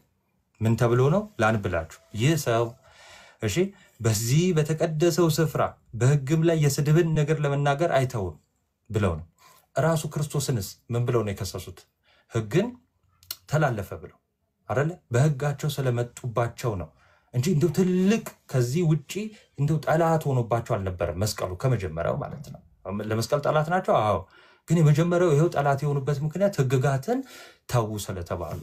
ህግጋትን ማለት ባለፈው ተማምረናል። ክርስቶስ ያጸናቸውን ሳይሆን የትኛውን ነው? የመስዋዕቱን ህግ፣ የቤተ መቅደስ ህግ በዛ አይዳንም ተብሎ ትምህርት ስለተሰጣቸው ነው። ራሱ ሐዋርያው ቅዱስ ጳውሎስን ሐዋርያ ሥራ 21:27 ላይ ያልተገረዘ ሰው ይሄው ቤተ መቅደስ አስገባ ብለው እጅ ሲያነሱበት እናያለን። ይሄው ሐዋርያው ቅዱስ ጳውሎስ ለዛ ነው ያለው። ለምን ያሳድ ከነሱ ጋር ተስማምቼ ግዝረትን እንደነሱ በሰብክ ኖሮ ይሄው ጠላትም አይሆኑም። እንግዲህ ወንጌል ጠላት አይሆንም፣ የመስቀሉ እንቅፋት አይሆኑም። እንግዲያውስ እናንተ የምትሉት እውነት ከሆነ የመስቀሉ እንቅፋት ተወግደዋል ማለት ነው። ስለዚህ እናንተ የምትሉት እውነት አይደለም፣ እኔ ግዝረትን አልሰብክም እያለ ይቀጥላል። 12 ላይ ካስትሬት ዘምሰልቭ ወይም ደግሞ ምን ይላል? የሚያውኳችሁ ይቆረጡ ይላል። አሁን ይኸው በግርዛት ይህን ባጭሩ ልንገራችሁ፣ ቀላል ነው። በግርዛት ይዳናል ብለው ነው አይደለም የሚያስቡት። ቅዱስ ዮሐንስ አፈወርቅ እንደውም ሙሉን ይቆረጡት ይበልጥ ይድናሉ። እንደውም ኦኬ በግርዛት እንደውም ይዳናል ብለው አይደለም የሚያስተምሯችሁ፣ ይሄው እንደውም ይቆረጡት ብለው ቅዱስ ዮሐንስ አፈወርቅ ያስተምራሉ ማለት ነው። ቲቶ 3:10 ላይ ግን የምናገኘው ነገር አለ። እንዲህ ይላል፣ እሺ መለያየትን የሚያነሳ ሰው ጠማማ እንዲሆን በራሱ ላይ ፈርዶ ኃጢአትን እንዲያደርግ አውቀህ አንድ ጊዜ 2 ጊዜ ከገሰስከው በኋላ እንዲህ ከሚመስለው ሰው ራቅ ይላል። ሰው ይቆረጡም ሲል ደግሞ ከዛ ተለዩ ወይ ደግሞ ከዛ ህብረት ደግሞ መለየቱን የሚያሳይ ነው ብለው እነ አውግስቲን ይፈቱታል ማለት ነው ይሄንን ክፍል። ኦኬ ከዛን እንግዲህ እነሱን ይቆረጡ ካለ በኋላ 13 ላይ ወንድሞች ሆይ እናንተ ለአርነት ተጠርታችኋል። ለአርነት ማለት ነፃ ለመውጣት ተጠርታችኋል። ሰው ክርስቶስ ነፃ ወጥቷችኋል እያለ ነው። ከዛስ ብቻ አርነታችሁ ምን ነፃነታችሁ ለስጋ ምክንያት አይስጥ። ኦኬ ለስጋ ምክንያት አይስጥ፣ ነገር ግን በፍቅር እርስ በርሳችሁ እንደ ባሪያዎቹ ነዋል። አሁን በዚህ ክፍል የምንረዳው አጠራ አድርጌ ምንድነው ይሄው በልክ ቆይ ባሪያ የሚለውን ከምን አንፃር ልንገራችሁ መሰላችሁ? ሄሬኒዮስ አጌነሰረሲስ ቡክ 1 ቻፕተር 28 ሴክሽን 1 ላይ ግኖስቲኮች የምንፍቅናቸው መንስኤ ምንድነው ብሏል? ይሄ መምህር ለመሆን የበላይ ለመሆን ተለይቶ የመውጣት ብቻ ገዢ የመሆን ሐሳብ ነው ብሏል። ሰው ይሄ ገዢ የመሆን ሐሳብ የበላይ የመሆን ሐሳብ ባይዘዊ ለምንፍቅና እንትኑ ነው፣ እናቱ ናት፣ አስገኘው ናት። ኦኬ ምንፍቅናዎች የሚመጡት እንደው እኔ በላይ ልሁን መምህር ልሁን ገዢ ልሁን የመታበ እንደዚህ አይነት ነገሮች ሲደረጉ ነው። ስለዚህ በዚህ በገላትያ ቤተክርስቲያን እንደው አንዱ ከአንዱ እኔ ልግዛ የሚል ነገር እንዳለ በዚህ ጽሑፍ ውስጥ በዚህ ጥቅስ ውስጥ እናገኛለን ማለት ነው። ለዛ ነው ምን አለ ይሄው አሁን ነፃ ልትወጡ ተጠርታችኋል። ክርስቶስ ከዛ ባርነት አውጥቶናል። ግን እንደው ከዛ ባርነት አውጥቶናል ማለት እንደው ሕግ እንደሌለው ልጓም እንደሌለው ዝም ብለን እንንቀሳቀስ ማለት ሳይሆን እንደዛ ማለት ሳይሆን ምን እያደረግን እንቀጥላለን? የህይወት መርሃችንን መልካሙ ፍሬ እያፈራን እንቀጥል። ኦኬ እንደዚህ ይላቸውና ግን ቀለል ያለ አሁን ከባርነት ወጣችኋል ነፃ ወጣችኋል ይላቸውና ቀለል ያለ እና ደስ የሚል ቀንበር ያደርግላቸዋል። እሱ ምንድነው? ይሄው አንዳችሁ እርስ በርሳችሁ እንደ ባሪያዎቹ ነው ይላል። እርስ በርሳችሁ እንደ ባሪያዎቹ ነው፣ አንዱ ለአንዱ መገዛት፣ እኔ ነኝ በላይ ወይ ደግሞ እኔ ነኝ ገዢ አለ ማለት ነው። ኦኬ ልክ እንዴት ነው? ማቴዎስ 5:20 እንዲህ ይላል፣ ጽድቃችሁ ከጸሐፎችና ከፈሪሳውያን ጽድቅ ካልበለጠ ወደ መንግስተ ሰማያት መግባት ከቶ አትችሉም የሚል የለ። ሰው ምን እያላቸው ነው? ህግ እንኳን የላችሁም፣ ከህግ ወጥታችኋል፣ ከህግ ባርነት ወጥታችኋል እንኳን ብላችሁ ይሄ አሁን የምትሰሩት ጽድቅ ግን ከህጉ ምን ማለት አለበት? መብለጥ አለበት። ስለዚህ የህይወት መርሃችሁን መልካሙ ፍሬ እያፈራችሁ በሃይማኖት ጸንታችሁ መኖር አለባችሁ። ስለዚህ ይሄን እንዲያደርጉ ሲመክራቸው አንደኛው የሰጣቸው መንገድ ምንድነው? እርስ በርሳችሁ ምን ሆኑ አለ? ባሪያዎቹ ነው። ኦኬ ባሪያዎቹ ነው ይላቸዋል። ከዛ 14 ላይ እንዴት እንደሚፈጸም ይነግራቸዋል። እንዴት እንደሚደረግ ሲነግራቸው ህግ ሁሉ በአንድ ቃል ይፈጸማል። ህግ ሁሉ በአንድ ቃል ይፈጸማል፣ እርሱም ባልንጀራህን እንደራስህ ውደድ በሚል ነው። ኦኬ ህግን የበላይ አድርገው የያዙትን ሰዎች ይሄው ህግን የበላይ አድርጋችሁ ይዛችኋል። ህግን ግን የምትፈጽሙት በመገረዝ አይደለም። ህግን በምትፈጽሙት በምንድነው እያለ ነው? በፍቅር። ስለዚህ ነቢያት ተሰቅለዋል አይደል ያለው? ኦኬ ስለዚህ ተፈጽሟል። ህግ ሁሉ የሚፈጸመው በምንድነው አለ? በፍቅር ነው። ይሄንን ጌታችን መድኃኒታችን ኢየሱስ ክርስቶስ ጠቅሷል ማለት ነው። እሺ አጠር ለማድረግ ነው 15 እንዲህ ይላል፣ ነገር ግን እርስ በርሳችሁ ብትነካከሱና ምን አለ? ብትነካከሱና ብትበላሉ እርስ በርሳችሁ እንዳትጠፋፉ ተጠንቀቁ አለ። ሁለት ነገር አመጣ እዚህ ጋር ምንና ምን? መነካከስና መበላላት ማለት ነው። ምን ማለት መሰላችሁ? መነካከስ ኤክስፕሬሽን ነው። ልክ አሁን ስሜት የቁጣን ስሜት መግለጫ ነው። እሺ ሁለቱም ሰዋዊ አይደሉም። ይሄ እኛ ማድረግ የለብንም፣ ክርስቲያኖችን ማድረግ የለብንም። ሁለቱንም መነካከስም መበላላትም የለም። ለዛ ነው ምን አላቸው? አሁን በጣም ተጨንቋል። ለደቀ መዛሙርቱ ሐዋርያው ቅዱስ ጳውሎስ ይጨነቃል፣ ባይዘው ሲገስጻቸው ማለት ነው። እና እንደተነካከሱ እንደተበላሉ ያውቃል። ግን ምን አለ? እንደተነካከሳችሁ እንደተበላላችሁ አላለም። ኦኬ አላለም። ግን ምን ይሰጣቸዋል? መፍትሄውን ይሰጣቸውና ወይ ደግሞ ምክሩን ሲሰጣቸው ጥፋታቸውን እንዲለዩ ያደርጋል ማለት ነው። ቅዱስ ዮሐንስ አፈወርቅ በምን ምሳሌ ይሰጣል? ለምሳሌ ይላል ሴሰኛን ሰው ስለ ሴሰኝነቱ ሳይሆን ስለ ንጽህና ማስተማር ማለት ነው። ስለ ንጽህና ስታስተምረው ሴሰኝነቱን ይማራል። የራሱን ጥፋት በሌላ በተዘዋዋሪ እየነገርከው ስለሆነ ልክ እንደዛ ነው ሐዋርያው ቅዱስ ጳውሎስ የተጠቀመው። ከዛስ ምን አለ? ብትነካከሱ ከዛ ከመነካከስ ደግሞ አልፎ መበላላት ደግሞ ጭካኔ የተሞላው ነው። አውሬነታ ከውስጣችሁ ደግሞ እንደ አውሬነት ሆኖ እርስ በርሳችሁ ብትበላሉ ከዛ ምን አለ? እንዳትጠፋፉ ተጠንቀቋል። አሁን ቁጣ ምን ቅድም እንደተባለው መግቢያው ላይ በሌላ እንትን ቢሆን ተናግሮታል። እነዚህ ነገሮች ለምን ስር ናቸው? የኃጢአት ስር ናቸው። አሁን ለመግደል የመጀመሪያው ቁጣ ለግድያው ስር ነው። ኦኬ ሰው ወደ መግደል የሚሄደው መጀመሪያ ሲቆጣ ነው። ኦኬ እነዚህ ነገሮች ግን ካሏችሁ አለ ኦኬ ትጠፋፋላችሁ። እንዳትጠፋፉ ተጠንቀቋል። ትጠፋፋላችሁ ራሱ አይደለም ያለው፣ ወይ ደግሞ ትጠፋላችሁ አላለም። እርስ በርሳችሁ ትገዳደላላችሁ እያለ አይደለም። ኦኬ እንደዛ እንዳይሆን ተጠንቀቁ እያለ እየነገራችሁ ነው ማለት ነው። ከዚህ በኋላ ወደ መንፈሳዊ ወይ ደግሞ ወደ ህይወት ምክር ይገባል። ምን ይላችኋል? ነገር ግን እላለሁ በመንፈስ ተመላለሱ። ስለዚህ በምን ተመላለሱ? በመንፈስ ተመላለሱ ይላቸውና የስጋን ምኞት ከቶ አትፈጽሙ ይላል። የስጋን ምኞት ይሄ ግልጽ ነው። የስጋን ምኞት ሲል ምን እያለ ነው?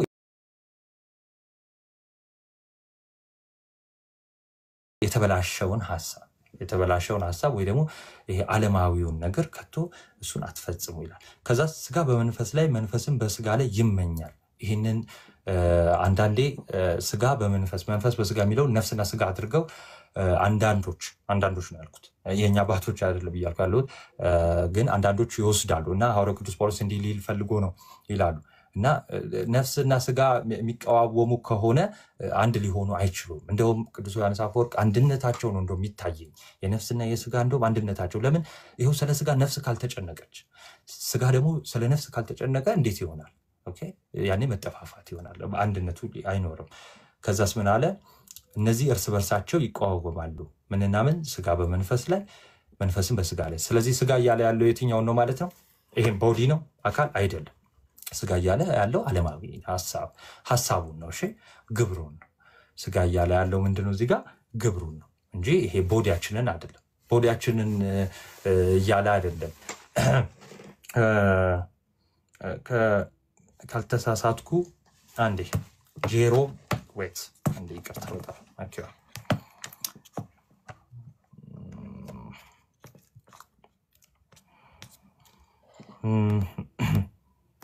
ያ እሺ ገላትያ 3 እንትን ሲል ኮመንት ሲያደርግ ጄሮ ያልተሳሳትኩም ጄሮ ነፍስ መሀል ላይ ትቆማለች። ከዛ በኋላ ነፍስ መሀል ላይ የምትቆም ናት። ከዛ በኋላ የስጋ ፈቃድ ይኖራል። ከዛ ደግሞ የመንፈሳዊ ፈቃድ ይኖራል። የመንፈስ ፈቃድ የሚለው ምንድነው? በቅዱስ ዮሐንስ አፈወርቅ አፈታት ጽድቅና ኃጢአት ማለት ነው። ኦኬ የስጋ ሐሳቦች የሚባሉት ኃጢአቶች ናቸው። መንፈሳዊ የሚላቸው ደግሞ ጽድቅ ነው። ከዛን እንግዲህ ወደዚህ ወደ ጽድቅ ካመዘነች ከጽድቁ ጋር አንድ ከመንፈሱ ጋር አንድ ሆና ትቀጥላለች። እንደገና ደግሞ ከስጋው ፈቃድ ጋር ወይ ደግሞ ይሄ ከዓለማዊ ሐሳብ ጋር ደግሞ ከቀጠለች ከስጋዊ ሐሳብ ጋር ደግሞ አንድ ሆና ትቀጥላለች እያለ ተርጉሞታል ማለት ነው። እሺ ስለዚህ የምትወዱትን ልታደርጉ አትችሉም ይላል ማለት ነው። በመንፈስ ብትመሩ ግን ከሕግ በታች አይደላችሁ ማለት ቅድም እንደነገርኳችሁ ነው። በሕግ ውስጥ መሆን ማለት ሕግን መተግበር ማለት ነው። ከሕግ በታች መሆን ማለት ደግሞ ባሪያ መሆን ማለት ነው። ባሪያ መሆን ማለት ነው። ይሄው በመንፈስ ብትመሩ ግን እሺ በመንፈስ ብትመሩ ግን ከሕግ በታች አይደላችሁ ምን ማለት መሰላችሁ? መንፈሳውያን ብትሆኑ ወይ ደግሞ መልካሙን ፍሬ እያፈራችሁ ኦኬ ጽድቅን እየሰራችሁ ብትቀጥሉ ከእግዚአብሔር ካልተለያችሁ መንፈሳውያን ሆናችሁ ከቀጠላችሁ ከሕግ በታች አትሆኑም፣ አትገዙም፣ ባሪያ አትሆኑም። እንዴት ነው ባሪያ የማትሆኑት? ለምሳሌ ጌታችን ቅድም የጠቀስነውን ማለት ነው ምን ትእዛዝ ነው የሰጠው? ለቀድሞ አትግደል እንደተባለ ሰምተሃል። ግን እኔ ላለው የሆነ እንትን ፐዝል ምናምን መጣብኝ።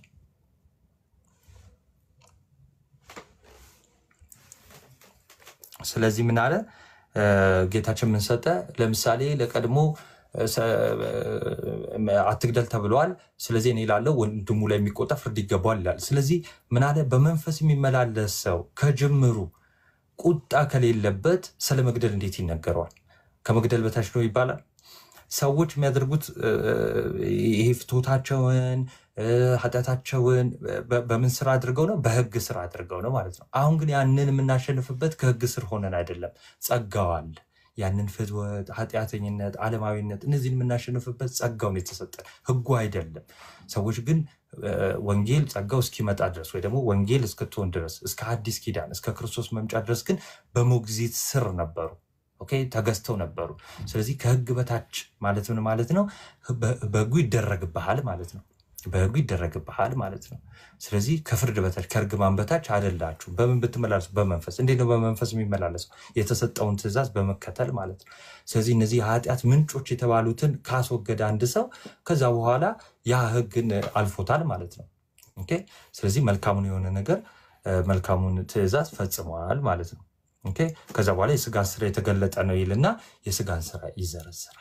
ኦኬ የስጋን ስራ ይዘረዝራል። እነዚህ የስጋ ስራ እነዚህ መዳራት፣ ጣዖት ማምለክ፣ ይቅርታና የስጋ ስራ የተገለጠ ነው ከማለቱ በፊት አንድ ምሳሌ ነግራቸዋለሁ ብዬ ቅዱስ ዮሐንስ አፈወርቅ የጠቀሰውን አሁን አስታወስኩት፣ ረስቼው ነበር። ይቅርታ ምንድን ነው የሚለው? ይሄ በመንፈስ ብትኖሩ ከህግ በታች አይደላችሁ የሚለው ልክ እንዴት ነው? ለተገሩ ፈረሶች ጅራፍ ያስፈልጋቸዋል? አያስፈልጋቸውም ይላል። ለተገሩ ፈረሶች ማለት መንገዳቸውን በትክክል ለሚጠብቁ ለሚሄዱ ለተገሩ ፈረሶች በቃ ጅራፍ አያስፈልጋቸው። ኦኬ ላልተገሩት ነው።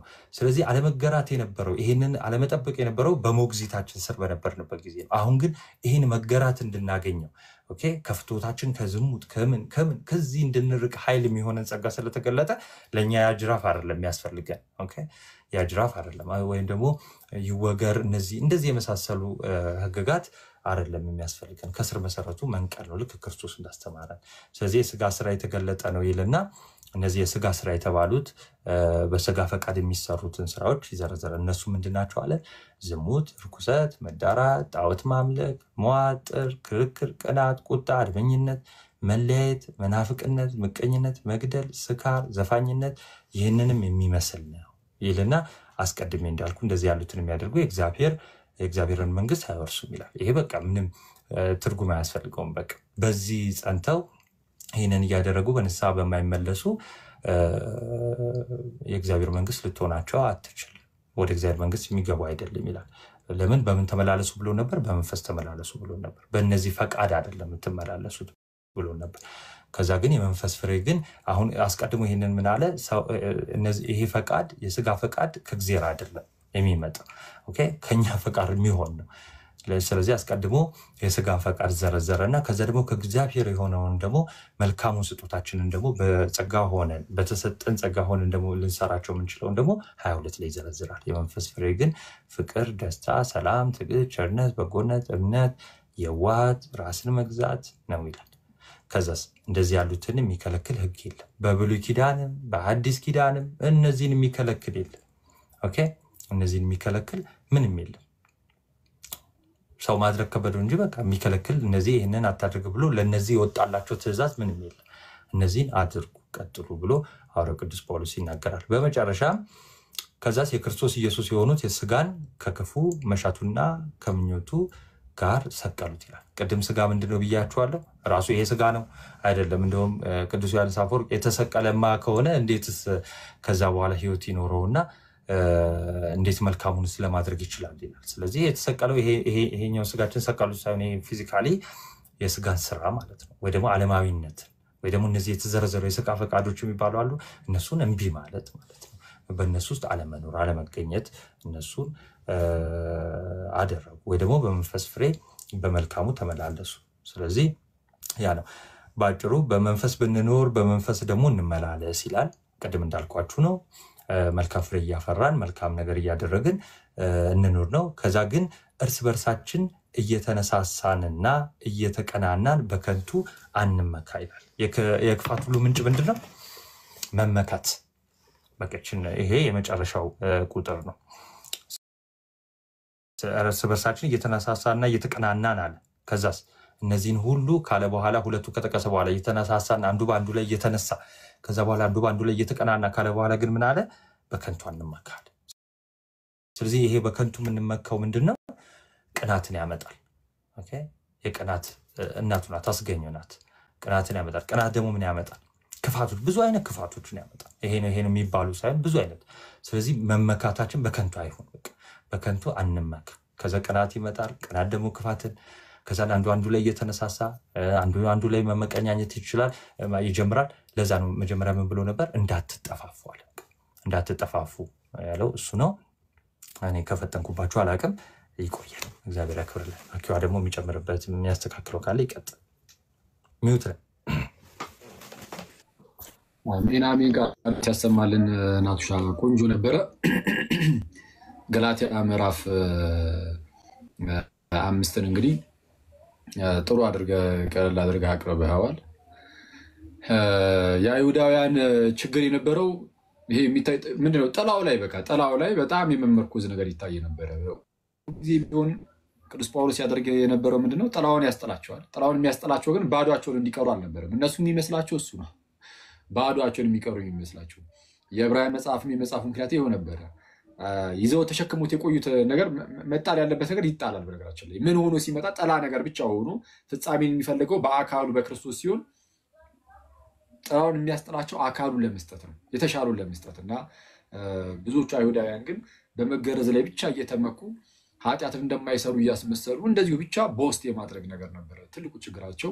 የመገረዝ ከዛ በኋላ ኃጢአት እንደማይሰሩ የማስመሰል ያልተገረዙትን ኃጢአተኛ እያሉ ከመሳሪያ የዘለለ ነገር ብዙም አይታይባቸውም ነበር እና ግን እንግዲህ ሕግን ይዘው እየተገረዙም እንደዚህ የሚሉትን ሰዎችም ኃጢአተኛ ሲባሉ የኖሩ አሕዛብንም ጭምር ሁሉ ግን ከኃጢአት ባርነት ነፃ የሚወጣ ግን የእግዚአብሔር ጸጋ ተገልጦ ነበረ በክርስቶስ ኢየሱስ በኩል።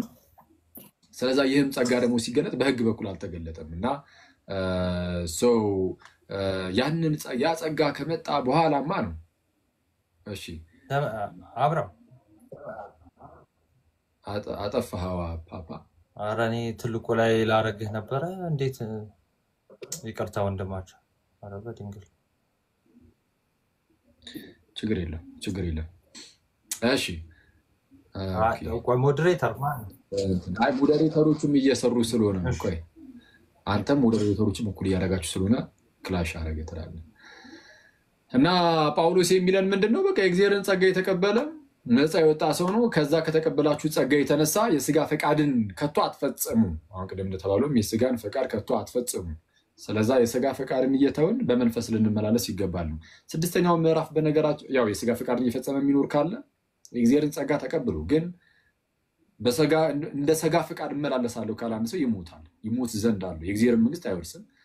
በመንፈስ የሚመላለስ ከሆነ ከነዛ ኃጢአቶች የሚርቅ ከሆነ ግን እርሱ የእግዚአብሔር መንግስት ይወርሳል። ስለዛ በምልአት ያገኛል ማለት ነው። ልክ ጴጥሮስም እንደሚናገረው የእግዚአብሔርን መንግስት በምልአት ያገኛል እና ምዕራፍ 6 የሱ ባይዚህ አሁን ኦልሞስት እንደማጠቃለያ ነው። ምዕራፍ 6 ያው እንደሚታወቀው እንደማጠቃለያ ነገር ነው። ግን አሁን ስትሬት ትምህርት ስለነበረ ሰዎችንም ማርከም ሊሆን ስለሚችል በቃ እንግዲህ ምዕራፍ 6ን ቀጣይ ትሄድበታለህ። ያን ያህል ብዙ ሰዓት የሚወስድ አይደለም እውነቱን ለመናገር። ቀለል ተደርጎ በ10-15 ደቂቃ ውስጥ እየተነበበ ብቻ ሊታለፍ የሚችል ነገር ነው። ያው ዋናው ሀሳቦቹ ኮንሰፕቶቹ ሁሉ ስለተነሱ እስከ ምዕራፍ 5 ድረስ እንዳን ኦልሞስት የሆነ ራፍሊ ትንሽ የሚኬድበት ነገር ነው። ግን እረፍት ያድርጉና ወይ ቀጣይ ቀን ሄድበት ምናምን። ቴንኪው እግዚአብሔር ያክብርልን ናቱ። ሻኪዋ አሁን እነሱ አላሉ። እስቲ ኮሜንት ይጻፉልን። ደከመሽ እንደ ፓፓ እንትን ይላል እንጂ ኦልሞስት ወደ 50 ደቂቃ ምናምን ስላስተማርክ አንድ ሰው ለ50 ደቂቃ ተምሮ አሁን ድጋሚም ልማር ካለ ከባድ ነው። እያረፉ ይሻላል እንዳናበዛባቸው በሚለው ነው። ይሄ በጣም እንትን ይበል ወደ ውስጣቸው በደንብ ሲንክ ያርገላቸው ምናምን ያ ማሽ አራብሽ አንተ እንትን መዝሙር ጋብዘን እስቲ።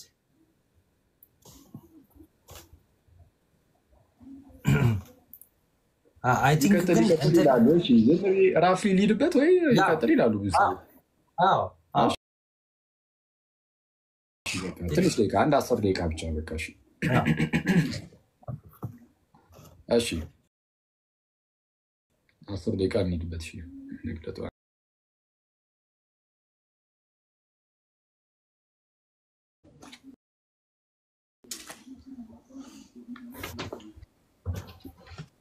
ይሄ እንትኑ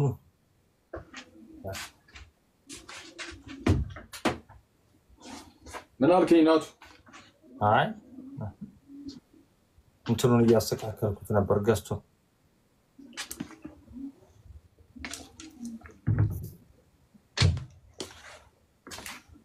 ለታርጌ ነበር። እሺ በቃ እንትን ዝም አንድ 10 ደቂቃ ምናምን ስለሆነ ራፍሊ ስለሆነ የሚሄድበት ምንም የተለየ ሀሳብ ስለሌለው እሷን እንማማርና ከዛ እንሰማለን መዝሙሩን መሀል ላይ ከሚል እንደዛ ብናደርግ የተሻለ ይመስለኛል። እሺ የሐዋርያው የቅዱስ ጳውሎስ መልእክት ወደ ገላትያ ሰዎች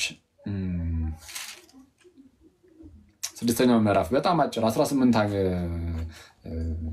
መስመር ነው የሚባለው ምንድነው አንቀጽ ነው ያለው ትላለህ። አጭር ነው። እሺ እንሂድበት ትላለህ። ምዕራፍ 6 የመጀመሪያው ቁጥር እንደዚህ ይላል።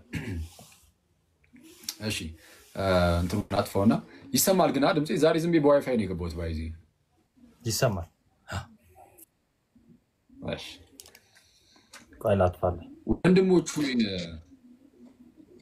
አሁን ቀደም ናቲ 5ኛው ምዕራፍን ምን ብሎ ነበር የዘጋው?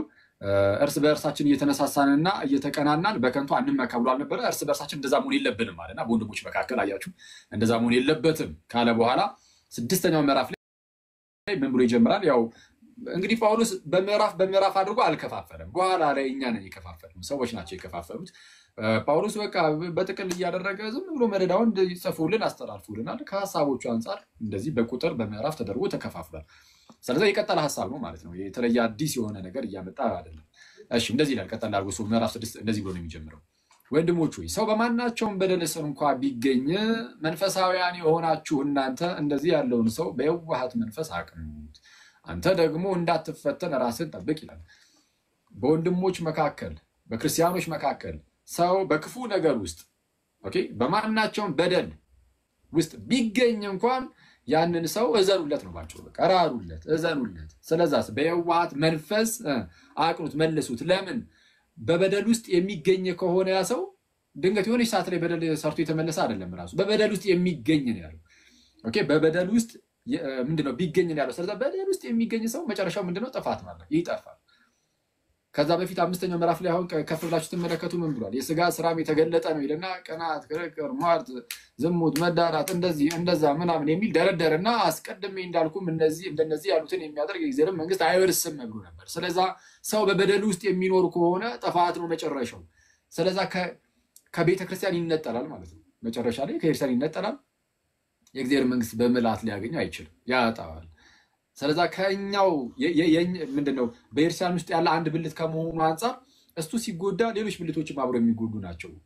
አያችሁ በስጋችሁ ውስጥ በጣም ብዙ ብልቶች አሉ። አይን፣ አፍንጫ፣ ጆሮ፣ እጅ ምናምን እና አንዱ ብልት ቢጎዳ ሌሎቹም ብልቶች ሁሉ አብረው የሚያዝኑ ናቸው ወይም የሚጎዱ ናቸው። አፍንጫ ሲመታ አይን ያለቅሳል ለካ እንደተባለ እሺ ዘፈን አይደለም ጋይዝ፣ በግጥም መልኩም ስለሚባል ነው። እና ለካ አፍንጫ ሲመታ አይን ያለቅሳል ለካ ያልኳችሁ ለምንድን ነው? የአንዱ ብልት መጎዳት ለሌላኛውም ለቅሶ ነው፣ ጉዳት ነው። ለዛ ነው ቅዱስ ጳውሎስ አሁንም በዚሁ በመጀመሪያ ቆሮንቶስ መልእክቱ ምዕራፍ 12 ላይ የአንዱ ብልት መጎዳት ለሌላውም ጉዳት ነው ብሎ ይናገራል። ስለዛ ምንድነው ከመካከላችን አንዱ ወንድም የሆነ በበደል ውስጥ ከተገኘ ያንን በየዋሃት መንፈስ ማቅናት ማለት በበደል ውስጥ እንዲቀጥል ማበረታታት አይደለም፣ ወይም በቃ ይቀጥልበት ማለት አይደለም። እንደዛ እንዳለ እዛው አንደኛ ቆሮንቶስ ምዕራፍ 5 ላይ ኢቭን የተለየ ሰው ራሱ አለ በበደል ውስጥ ሆኖ ጸጥ ያሉትን ሰዎች ሲወቅሳቸው ምን ያለ ቅዱስ ጳውሎስ ለምንድን ነው ጸጥ የምትሉት? እንደዚህ አይነት ሰው እናንተም ደግሞ ግብዞች ሆናችኋል እያለ ይወቅሳቸዋል። እና ልትለዩት አይገባም ወይ? ስለዚህ አሁን ምንድነው ግን አሁን በበደል ውስጥ ሲሆን ግን ያንን ቢያደርጉ ራሱ ከፍቅር የተነሳ ነው። በነገራችን ላይ ጳውሎስ እዛ ጋር እንደዛ ያለው ለምንድነው? ልክ ሲለዩት ያ ሰው በንስሐ ይመለሳል፣ መንፈሱ በዛን ቀን ትድን ዘንድ ብሎ ነው ራሱ የተናገረው። እስቲ እንድትድን ነው። ለምን? ያ ሰው ልክ ሲለይ በንስሐ ይመለሳልና። ስለዚህ አሁን በየዋሃት መንፈስ አቅኑት። እንደዚህ አይነት በበደል ውስጥ የሚገኝ ሰው ሲሞላ አቅኑት አለ። ከተጣመመ ተጣሞ የእግዚአብሔር መንግስት መውረስ የለም ይጠፋ ዘንድ አለውና ማለት ነው። እሺ ምን አለ? አንተ ደግሞ እንዳትፈተን ራስህን ጠብቅ። ሌላውን ሰው አቀናለሁ ብለህ አንተ ራስህ ደግሞ በዛ ውስጥ ተሰነካክለህ መውደቅ የለብህም። ስለዚህ ራስን እየጠበቁ ሌላውን ማቅናት ይገባል። ምንድነው? ጠንካራ የሆነ ሰው ነው ሌላውን ሰው ሊያግዝ ሊረዳ የሚችለው። አንተ ራስህ ከእርሱ ጋር በተመሳሳይ በደል ውስጥ ብትገኝ፣ ለምሳሌ ወንድማችሁ በዛ በደል ቢገኝ አይደል ያለው፣ አንተ ራስህን በዛው በደል ብትገኝ፣ በዛው በተመሳሳይ በደል ብትገኝ ያንን ወንድም ልታቀናው አትችልም። ያንን ወንድም የምታቀናው አንተ ደግሞ በክርስቶስ ኃይል ጠንከር ብለህ ስትገኝ።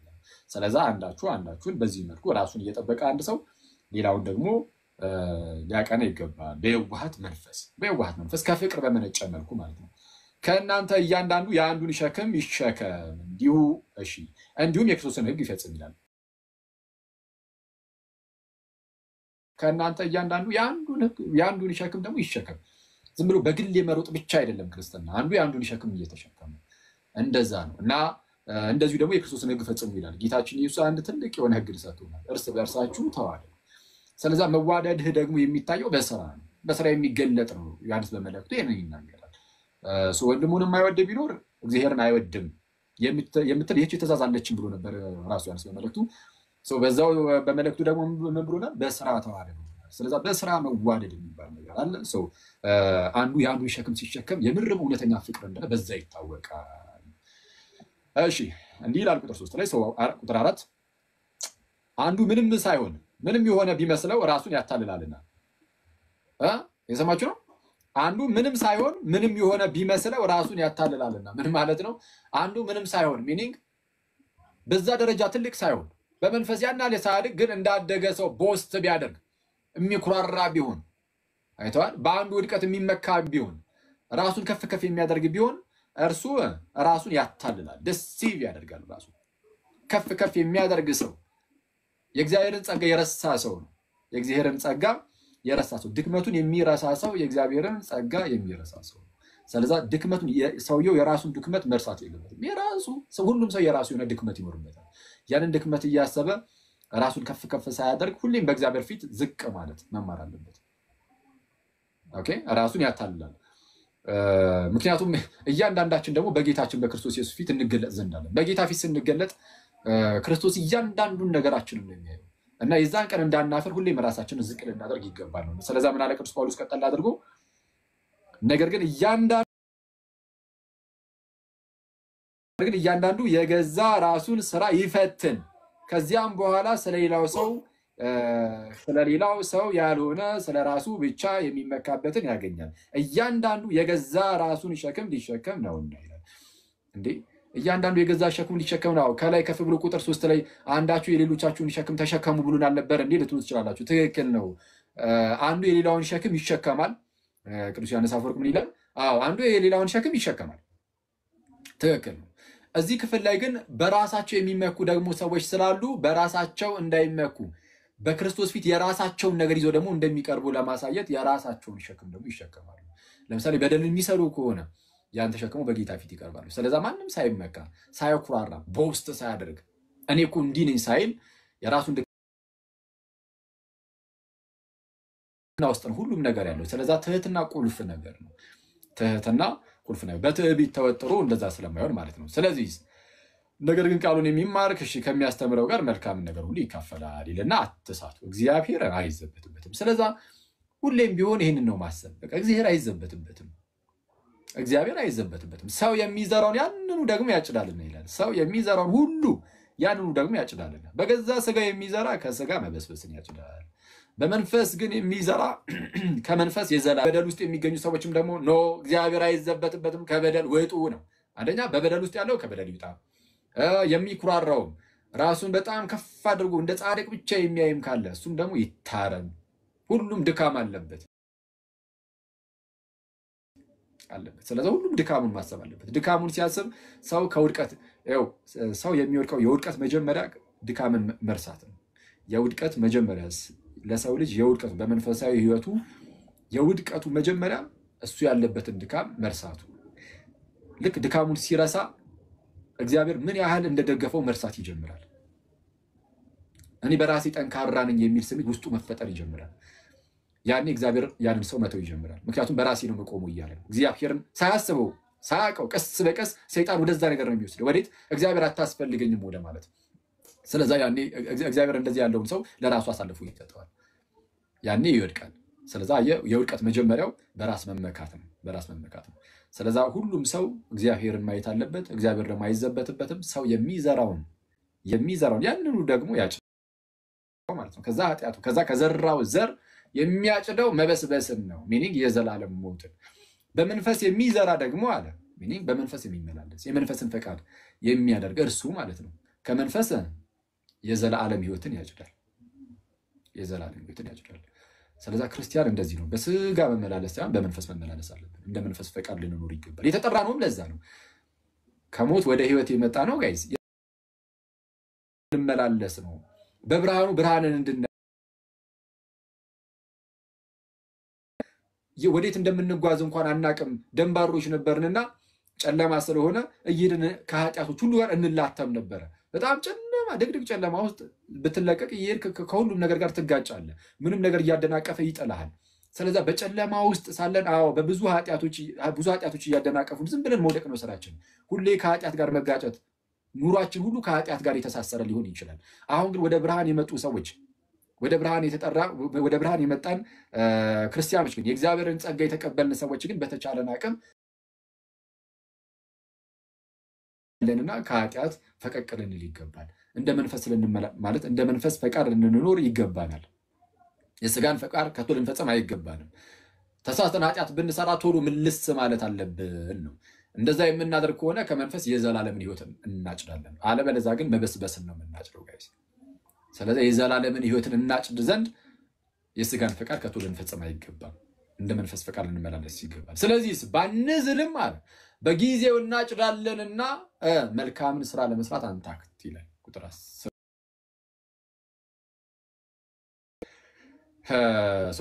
ቁጥር 9 ደርሰናል ባንዝልም በጊዜው እናጭዳለንና መልካም ስራ ለመስራት አንታክት አይተዋል መልካም ስራ መስራት አለብን ኦኬ እስቲ ለማን መልካም መሆን ያለብን ለሁሉም ለየትኛውም ሰው መልካም መሆን አለብን በተለይ ደግሞ ለሃይማኖት ሰዎች አይደል ራኝን ነገር ስላለ ያለው እንግዲህ ማለት ከምዕራፍ 1 ጀምሮ ሲነገር የነበረ ነገር አለ አይደል ጂዶ ክርስቲያንስ አሉ በጣም አጭርዋሪ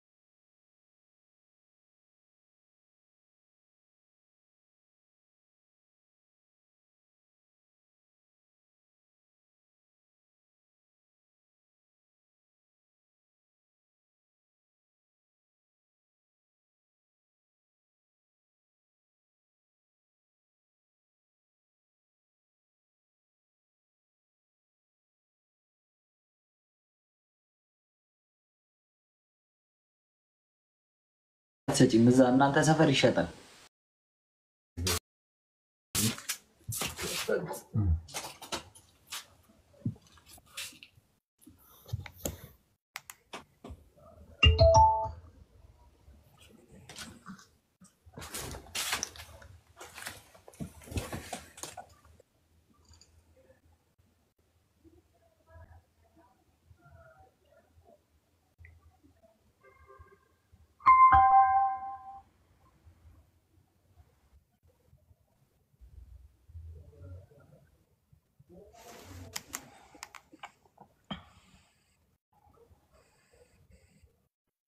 ትላንት የሰማውን እስቲ ምን ኦኬ አኬ ይዘምረው መዘመር ይችላል። በዚህ ልዘምር እንዴ? እስቲ እንደውም እዚህ ቤት ዘምረህ አታውቅም አይደል? እስቲ ዘምር። እችላለሁ። እሺ እንትን ለእፎይ ግባት ልሁንለት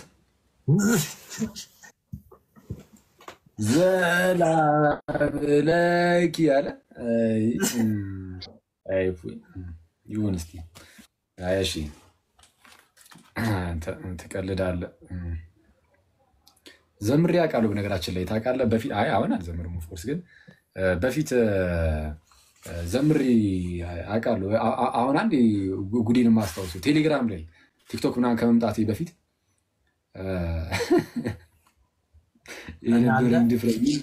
እንዴት ነበረ በጣም ስዳፈር ነበረው። አይ ግን በፊት ቴሌግራም ላይ ትዝ ይለኛል መዝሙሩ ራሱ። ከዛ ብቻ ነስ እንትን የማን ነበር ይህ መዝሙር? በጎ መዓዛ ሽቱኝ ነሽ፣ በጎ መዓዛ ሽቱኝ ነሽ፣ በሰው ሁሉ ፊት ዘመርኩልሽ የሚለው አንቺ ጣፈጠ። ኧረ በጌታ እርበት ጋይዝ፣ ኧረ ትንሽ ድበት፣ ትንሽ ድበት። አራኔ በጣም የዘማሪት ፋንት ወልዴ ነው።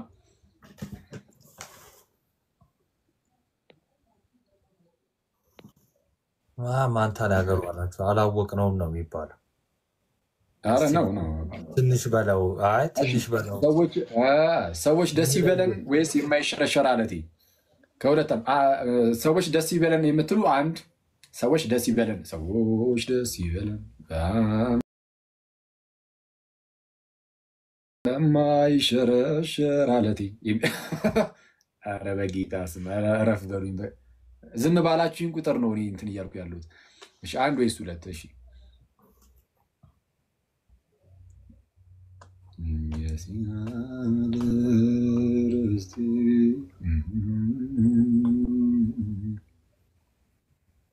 አንድ ነው በብዛት።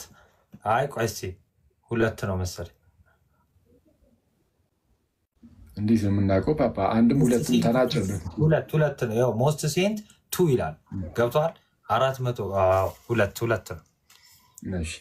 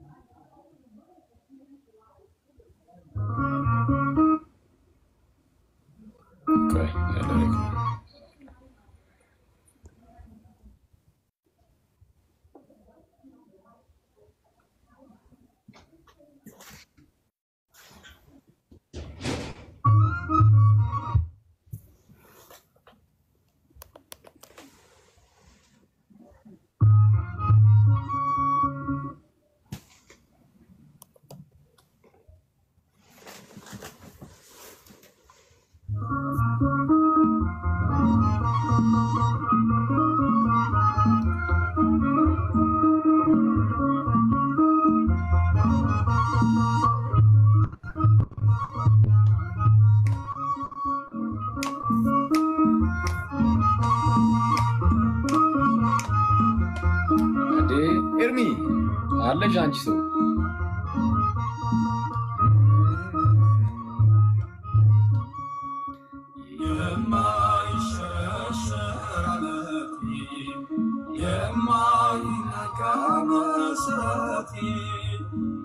ኢየሱስ ክርስቶስ ሞገስ አንተ የዘቀሲ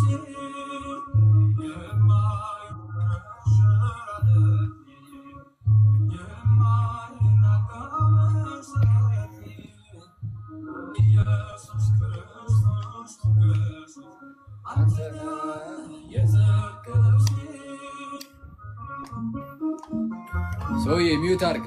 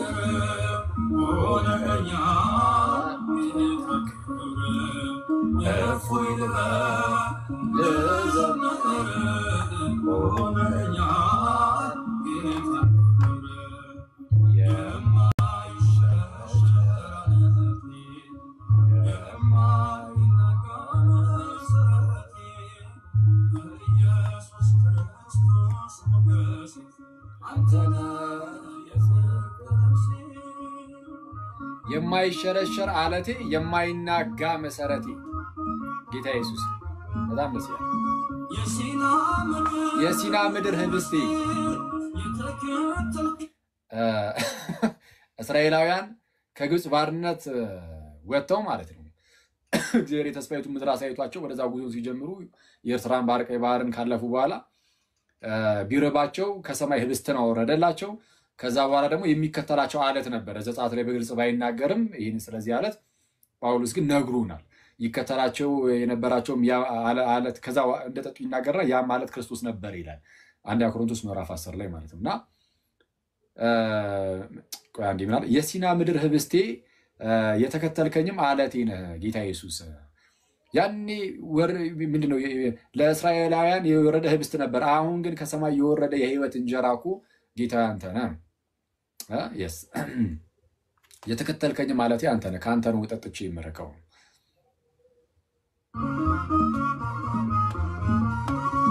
የሲና ምድር ህብስቴ የተከተልከኝ አለቴ መርገሜ ሰብሮ አለፈ ሰላም ውስጤ ጎረፈ መርገሜ ሰብሮ አለፈ ሰላም ውስጤ ጎረፈ እፎይ ልዘምር ሆነኛል ጌታ ክብር እፎይ ልዘምር ሆነኛል ጌታ ክብር የማይሸረሸር አለቴ የማይናጋ መሰረቴ ኢየሱስ ክርስቶስ ሞገሴ አንተ ነህ የጽድቅ ልብሴ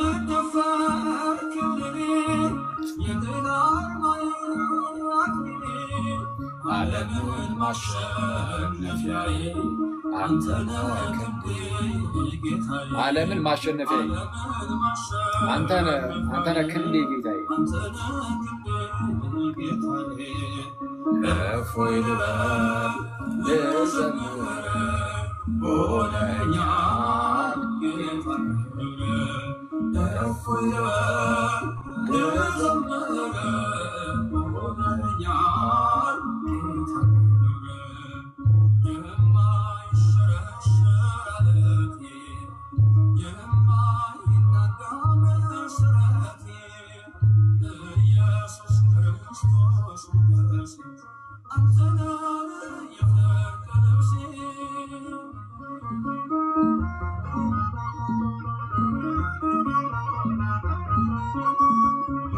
ምዕራፎችህን አይቼ በእንባ ረጠቡ ጉንጮቼ ትዝታዬ ነው ዘወትር የእጅህ ወለላ አያፍቅር ትዝታዬ ነው ዘወትር መስቀል ላይ ያየሁት ፍቅር እፎይ ልበል ልዘምር ሆነኛል ጌታ ክብር እፎይ ልበል ልዘምር ሆነኛል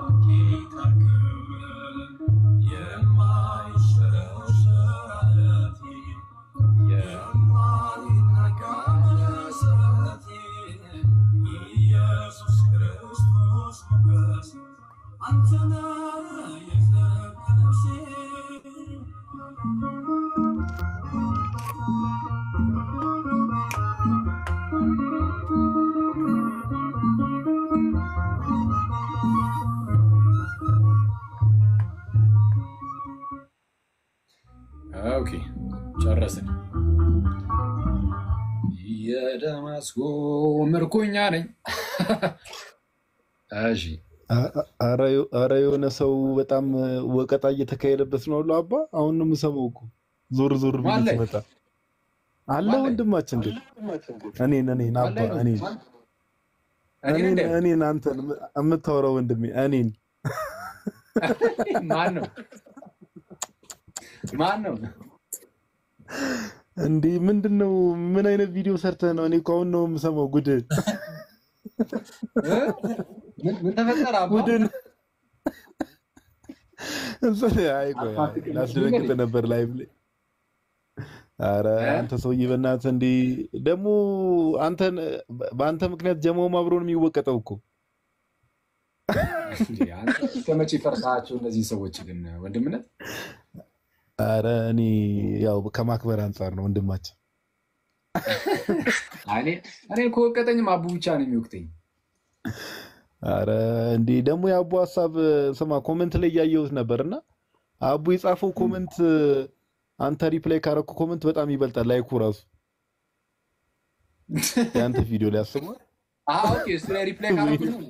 እኔ ደግሞ ከቪዲዮ መስለኝ ከቪዲዮ ይበልጣል። አንተ ያማል እንዴ? አንተ ፌሚኒስቶች የሚኮሩበት ምርጥ ወንድማቸው እኮ ነው አቡ። ከባዱን ተጽዕኖ አንተ ያማል። እሱን እንኳን ቆይ አንድ ቀን እሷን ቆይ ወይ እንላታለን በሙድ አቡን። እኔ የለሁበትም ራስን ችላው ራሱ እንላታለን ይላል እንዴ? ትለዋለህ ብቻ። አቡ ማን ነው? እኔ የአፖስቶሊክ ሰክሴሽን ነው የማውቀው። አቡ ማን ነው? አንዳንዴ እንትን ነው አስቸጋሪ ነው። አንዳንዴ በጣም የዓለም ነገሮች አንዳንዴ እንትን ይላል። የክርስትና ነገር በጣም ሊያስረሱ ይችላሉ እና እንትን ካላለ በስተቀር ጥንቃቄ ካልተደረገበት በስተቀር በቃ በጣም አደገኛ ነው የትኛውም ነገር። አሁን ፌሚኒዝሙ ምናምን ብቻ ሳይሆን ኢቨን ፌሚኒዝምንም አጥብቄ ይቃወማለሁ የሚል እንቅስቃሴ ካለ እሱም ጥንቃቄ ይፈልጋል። ባባ አዎ ልክ ነህ። ያው ራሱ አለ። አይ እንትን ነው አትናቲያስ የሚለው ማይኩ ገብቶበት ነው። ቀጥል ጭስ። እሺ እና አዎ እንትንም ምንድነው ቤተክርስቲያን በጣም መስራት ካለባት ነገሮች ውስጥ በዚህ ጊዜ በቃ በተለይ አሁን የትዳር ላይ ምናምን ስላልሰራን በባልና በሚስት መካከል ያለው ግንኙነት እንዴት ይሁን የሚለው ጉዳይ ላይ በጣም ስላልሰራን በሚያሳዝን ሁኔታ የተለያዩ ሰዋዊ ሀሳቦች እየመጡ በትዳር ውስጥ ያለውን ነገር እነሱ መወሰን ይጀምራሉ። ስለዚህ እንደዚህ ነገር እንዳይሆን ቤተክርስቲያን በጣም መስራት አለባት። ባሎች እንዴት መሆን እንዳለባቸው፣ ሚስቶች እንዴት መሆን እንዳለባቸው ምናምን ነገር እና ባለፈው ጽፌ ነበር ትናንት ነው ምናምን ባሎች በጣም አሁን ብዙ ጊዜ ኢትዮጵያ ውስጥ እየተለመደ አላቅም ሌላው ዓለም ላይ ካለ አላቅም እዚሁ ስላለን ኢትዮጵያ ብለጽ እና በጣም ብዙ ቤት ውስጥ ባሎች ለምሳሌ እየሰከሩ የሚገቡ ሚስቶቻቸውን የሚደበድቡ ልጆቻቸውን የሚያስጨንቁ ምናምን ሊሆኑ ይችላሉ። አሁን እንደዚህ አይነት ነገር ይሄ አሁን በቃ ቤተክርስቲያን በጣም ኃላፊነት እንዳለባት ማሳያ ነው። ይሄ ራሱ እንደዚህ ነገሮች ጭራሽ እንዳይፈጠሩ ማለት ነው። ክርስትና በጣም ነው ይሄንን ነገር እንትን የሚሉ የሚቃወመው እና እስቲ ቪዲዮ እሰራለሁ አክቹዋሊ እዚህ ላይ እዛ ዲቤት ያደረገው ልጅ ላይ እንሰራበታለን። እሱ ያነሳው አንድ ነገር ስላለ ከሱ ጋር ተያይዞ ትንሽ ነገር እንሄድበታለን እና እስቲ ኤኒዌይስ ቤተክርስቲያን ኃላፊነት አለባት ነው። ያ ቃሎት ያሰማል። ለማንኛውም የዛሬው ቶፒክም እንዳይረሳ እናንተ ያስተማራችሁት ሰማ የጋዲ አገባብ ግን አያስቅም። ኧረ ልታስቀጥቅ ሚራክል የሚባል ምን ያለው የጋዲ አገባብ ኧረ ልታስቀጠቅጠና እንዴ? እሱማ ቪዲዮን አይቶት መጡና ፈርቷል። መቀጥቀጣችን አይቀርም።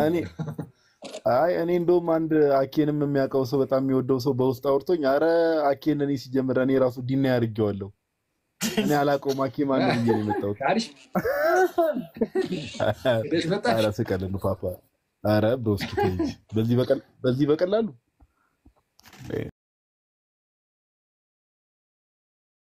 ሳያገባውን ስለ ትዳር ማውራት ምን ይሉታል እያለኝ አይከብድም እያለኝ ይከብዳል። ይኸው ነገር ያስኬዳል ይከብዳል። ያው ዝም ብለን ትንሽ ነገር ከተጻፈ አንጻር ነው የምናወራው፣ ከኑሮ አንጻር አይሆንም ማለት ነው። እውነት ነው። ቴዎሬቲካል ነው አኪ እያወራ ያለው ፕራክቲካሉ ገና ነው። የተጻፈውን ከኛ ጀባ ፕራክቲካሊ የሚያወራ የለም ከአንትሾቹ አንቲሻ አይ ይብራብን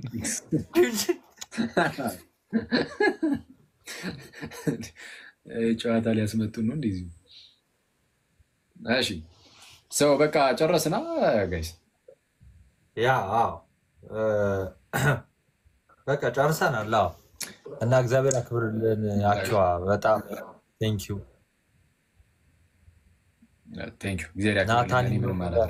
ናታኒም ነው ብለህ ሳትንቅ ታናሽ መሆኔን አይተህ ስለመጣ በጣም ቴንኪው። ስለ ታናሽነት እናውራ ማለት ርዕሱ ይከፈት እንዴ? ትፈልጓለህ? ንገረኝ። አንተ አትጠገብ የሆንክ ሰውዬ ደግሞ ታናሽ ምናምን ትላለህ እንዴ? አንተ የሚገርም እኮ ነው በክርስቶስ ስም። አንተ መንታውን ባለፈው አስተዋውቆኝ እኔ ገረመኝ። ብቻ ብዙ አልሄድበት ይቅር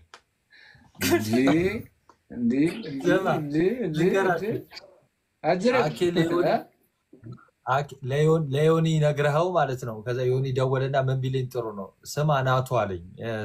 ከህይወት ተሞክሮ አንዳንድ ነገር እንድትለኝ ነበረ። በህይወት ያሳለፍከው ብዙ ኖራል ነው። መዝሙሩን ክፈት እንጂ የሚልም ሰው አለ። አዲስ ሰዎች እየመጡ ነው። እየጀመርን መስሏቸዋል። በርሶ ቻው። እዚሁ መዝሙር እንዳስ አስዋል አዲስ ርዕስ ብከፍት እና ለምን አከፍቺም? ጋዲ ጩጬ ነው ሰዓቱ ገና። ለነገሩ ስንት ሰዓት ምን ላይቭ ነው እንዴ? ለ5 ዛሬ ገብቼ ነበር እኮ ነው። ከ10 ሰዓት ጀምሮ እኮ ነበር ላይ ከፍቴን እኔ ገረድ የዛን ቀን እኮ ነው ያንተ ነገር ይበቃኝ። ለሊት 7 ሰዓት ላይ ከፈትከ የዛን ቀን ምን ሆነ? አቃይሽቱ ነው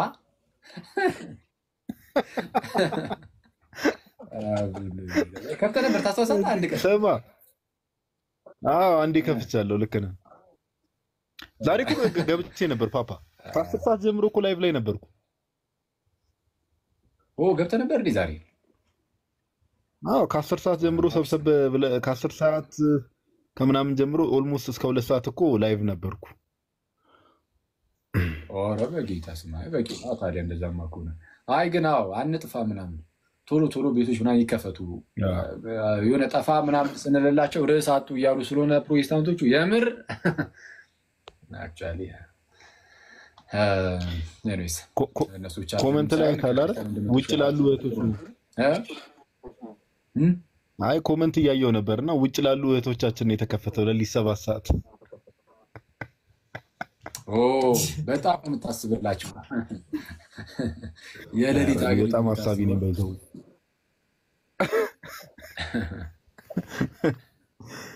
አንተ ሰውዬ ደህና አደረክ።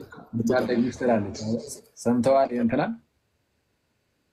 ቶማሲውን ማሪውን ብቻ የሆነ ሰው ቶማሲውን ማሪውን እንጃ የሆነ እንትን እዛ ለጥፌ ነበረ እንትን ላይ ቴሌግራም ላይ አሁን ቅድም ያልኩትን ምናምን ይሄ ባሎች እንደዛ መሆን የለባቸውም ምናምን ለሚስቶቻቸው በጣም ማሰብ አለባቸው ምናምን እንደዚህ አይነት ብቻ በሁለቱ መካከል ያለው ፍቅር በጣም በስራ የሚገለጥ ምናምን ነገር መሆን አለበት። ክርስቶስ በመካከላቸው መሆን አለበት ምናምን እና እሱን የተወሰነ ነገር ጽፌ ኧረ ግን ባል ብቻ አይደለም እየገባ ሚስቱን የሚደበደበው ሚስቶችም ባሎችን አንዳንዴ ይደበድባሉ ምናምን የሚል ነገር ተነሳ ማለት ነው። እና ለእነሱም ጻፍ ነው አይነት አሁን ለነዚህ ልጽፋል አስበዋል። ባሏን የምቀጠቀጥ ሴት ካለች ከጻፍንም የምንጽፈው ተቆጥተን ሳይሆን ባልየው ተቆጥተን ነው። ባልየው ተቆጥተን ለዚህ ክርስቶስን ለዚህም መብራን አንተ ሼም ነው ለእኛም ውርደት ነው ማለት ሚስቶች ባሎችን እየደበደቡ ነው ተብለን እንዴት ተቆጥተን ነው ባዳ ሼም እኮ አይነ ምንድነው? ሁሌ አንዱ ከተመጣና ምን አለ እኛ ሰፈር እንደዛ አለ። አንድ የሆነ የማውቀው ሰው አለ። ሁሌ ምንድነው ይሰክራል። በሰከረ ቁጥር ሁሌ እንዳጋጨችው ነው እና የሆነ ጠዋት ላይ ሲነሳ ሁሌ ፊቱ የሆነ አባብጦ ነው የምናገኘው እና መስኮት እየመታኝ ነው እያለ ይፎገራል ምናምን አለ እና ትዝ አለኝ አንድ ነገር ምነው ትዝ ያለኝ አንዱ ነው አሉ በጣም ይሰክራል እና ከሰማሁ ይሄንን ማለት ነው በጣም ይሰክራል ምናምን ክለብ ምናምን ያበዛል እና ከሚስቱ ጋር በዚህ ምክንያት ሁሌ ይጠል ነው እና ሚስቱ ያዘችው ማለት ነው እዛው ክለብ ማለት ያዘችው እና በጥፊ ትለዋለች እንዴ ዞረ ማለት ነው ዞሩ መጣ አንቺ ልጅ እንዳልደግም ይሻላል በሰካር ውስጥ ነውና እንደዚህም አይነት ባላ እና ከባድ አኪ ግን እንዳይጥል እግዚአብሔር ይጠብቅ አኪ እምትፈሳፈስ ሚስት ላይ ጥሎ ያወቅሽ ነው አስበዋል ኧረ በእናትህ ለዚህ አይነት ወንድ እኔ አልኩኝ እኮ ኧረ እዚህ እንዳትኖር አሉኝ እንዴ ኧረ ለባሏ ያልተመለስሽ ለእኔ ለደሃ አትመለስም አልኩኝ አይ ግን ከባድ እንደዚህ አይነት እንደዚህ የሚያደርግ የምታደርግ ሴት ካለች ማለት ምንም ልንል አንችልም ዛሬ ተበለው እንደ አለንጋ አዘጋጅታም ተገርፎ ያላደገ ነው የሚሆነው ተገረፈው ትላለች እና አስቸጋሪ አንዴ ይሄ በጣም አስቸጋሪ እኮ ነው ክርስቶስ ነው ይሄ በጣም እንዴ አሁን ይሄን ምን ብለን የምታወራው ወተስ አሁን ይሄን እንዲህ በጌታ እንዴ ድረሱ አለች ያሉ ነው ኮሜንት ላይ አለች የሚሉ ኮሜንቶች እያየው ነው አራ አሉ ጅራሽ ይከታተሉናል ማለት ነው ክራይቴሪያ ውስጥ አሁን ይሄን አካት እማትማታ የሚል ነገር ጨምር ሊስት ላይ ልክ ነህ ሊስት ላይ የሆነ እንደውም መጀመሪያ ላይ ስታደርግ የማትመታኝ ስትል አልፎ አልፎ ሳምሽ የማትመታኝ ብለህ ስትጨምር ኧረ እግዚአብሔር ይሰውርህ ከእንደዚህ አይነት ነገር እርግማ እመቤቴን አንተ እንደ ህፃን ልጅ በጫማ የምትጠፈጥፈዋለህ ምናምን ብሎኝ እዛ ግሩፕ ላይ ሙሉ ሲይዙ እንግዲህ ያገባንም ለእንደዚህ አይነት ወንድሞች አንቆም ኧረ ይጭስ ይመች ናቱ ምንድን ነው አሳስበዋል አኮረፍክ ኧረ እኔ ሞዴሬተር እዚህ ተመታህ ነው እንደ ገባሁ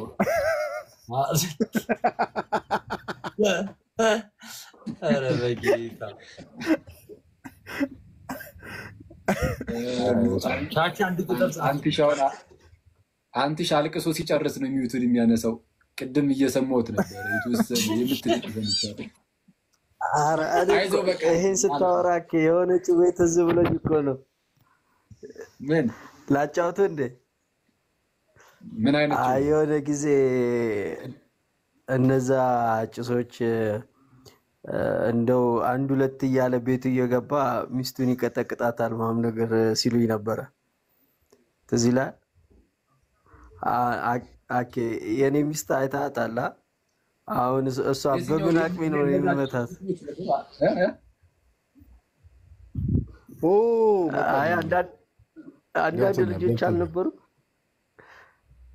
ጋዲ መጣልሽ አልመጣልኝ እሱ አሁን እኔ ገብቶኛል አንተሽ እኔ ገብቶኛል አሁን 1700 ሰው ፊት አንተ ሻረ የሚነሳቸው የምረጥ ያራዳል እንዴ አራኔ ችግር የማይሆን ነገር ያነሳ ነው እንዴ የማይሆን ነገር አረ ፓፓ ተው በቃ አንተሽ ትተነዋል ወንድማችን ነገ ቤቱን ከፍቶ እንዳይሄድብኝ ብላ አስበህ ነው አረ እኔ ኖርማል ነው ባከኛ ለምንድን ነው አይ ለአንተ አስቤልህ ነው ፓፓ እኔማ ምን ሆናለሁ ያሰብክልኝ ወዴት ነው እስኪ የትኛውን ነው ያሰብክልኝ ከዛ ነው ከዚህ ነው ይፈራልኝ ከሁለቱም አኪ ቢላይ ነገሩን ሳታስነኩ እንዴ አለ ማጥውጣ አረጉን አረ ጻፊ ነው ነገር ያራዳ ልጆች ነው እንደዚህ ነው የምንግባባው አይ አኪ ይሄ እኮ ፐርሰናል ነገር የሚያወራው እኮ ልጁ አይ ፐርሰናል ኮነማ ጋዲ ካይሰባ አስበዋል ከዛ ልክ ሲያልቅ ጋዲ ጋር ደውዬለት ምን ነበር ፓፓ ስለው ኧረ እኔ አንቺን አላምነው ብዬ ዝም ብዬ ነው እንደዚህ ያልኩት ለክፉ ለደጉ ምንም አልገባኝም ሲለኝ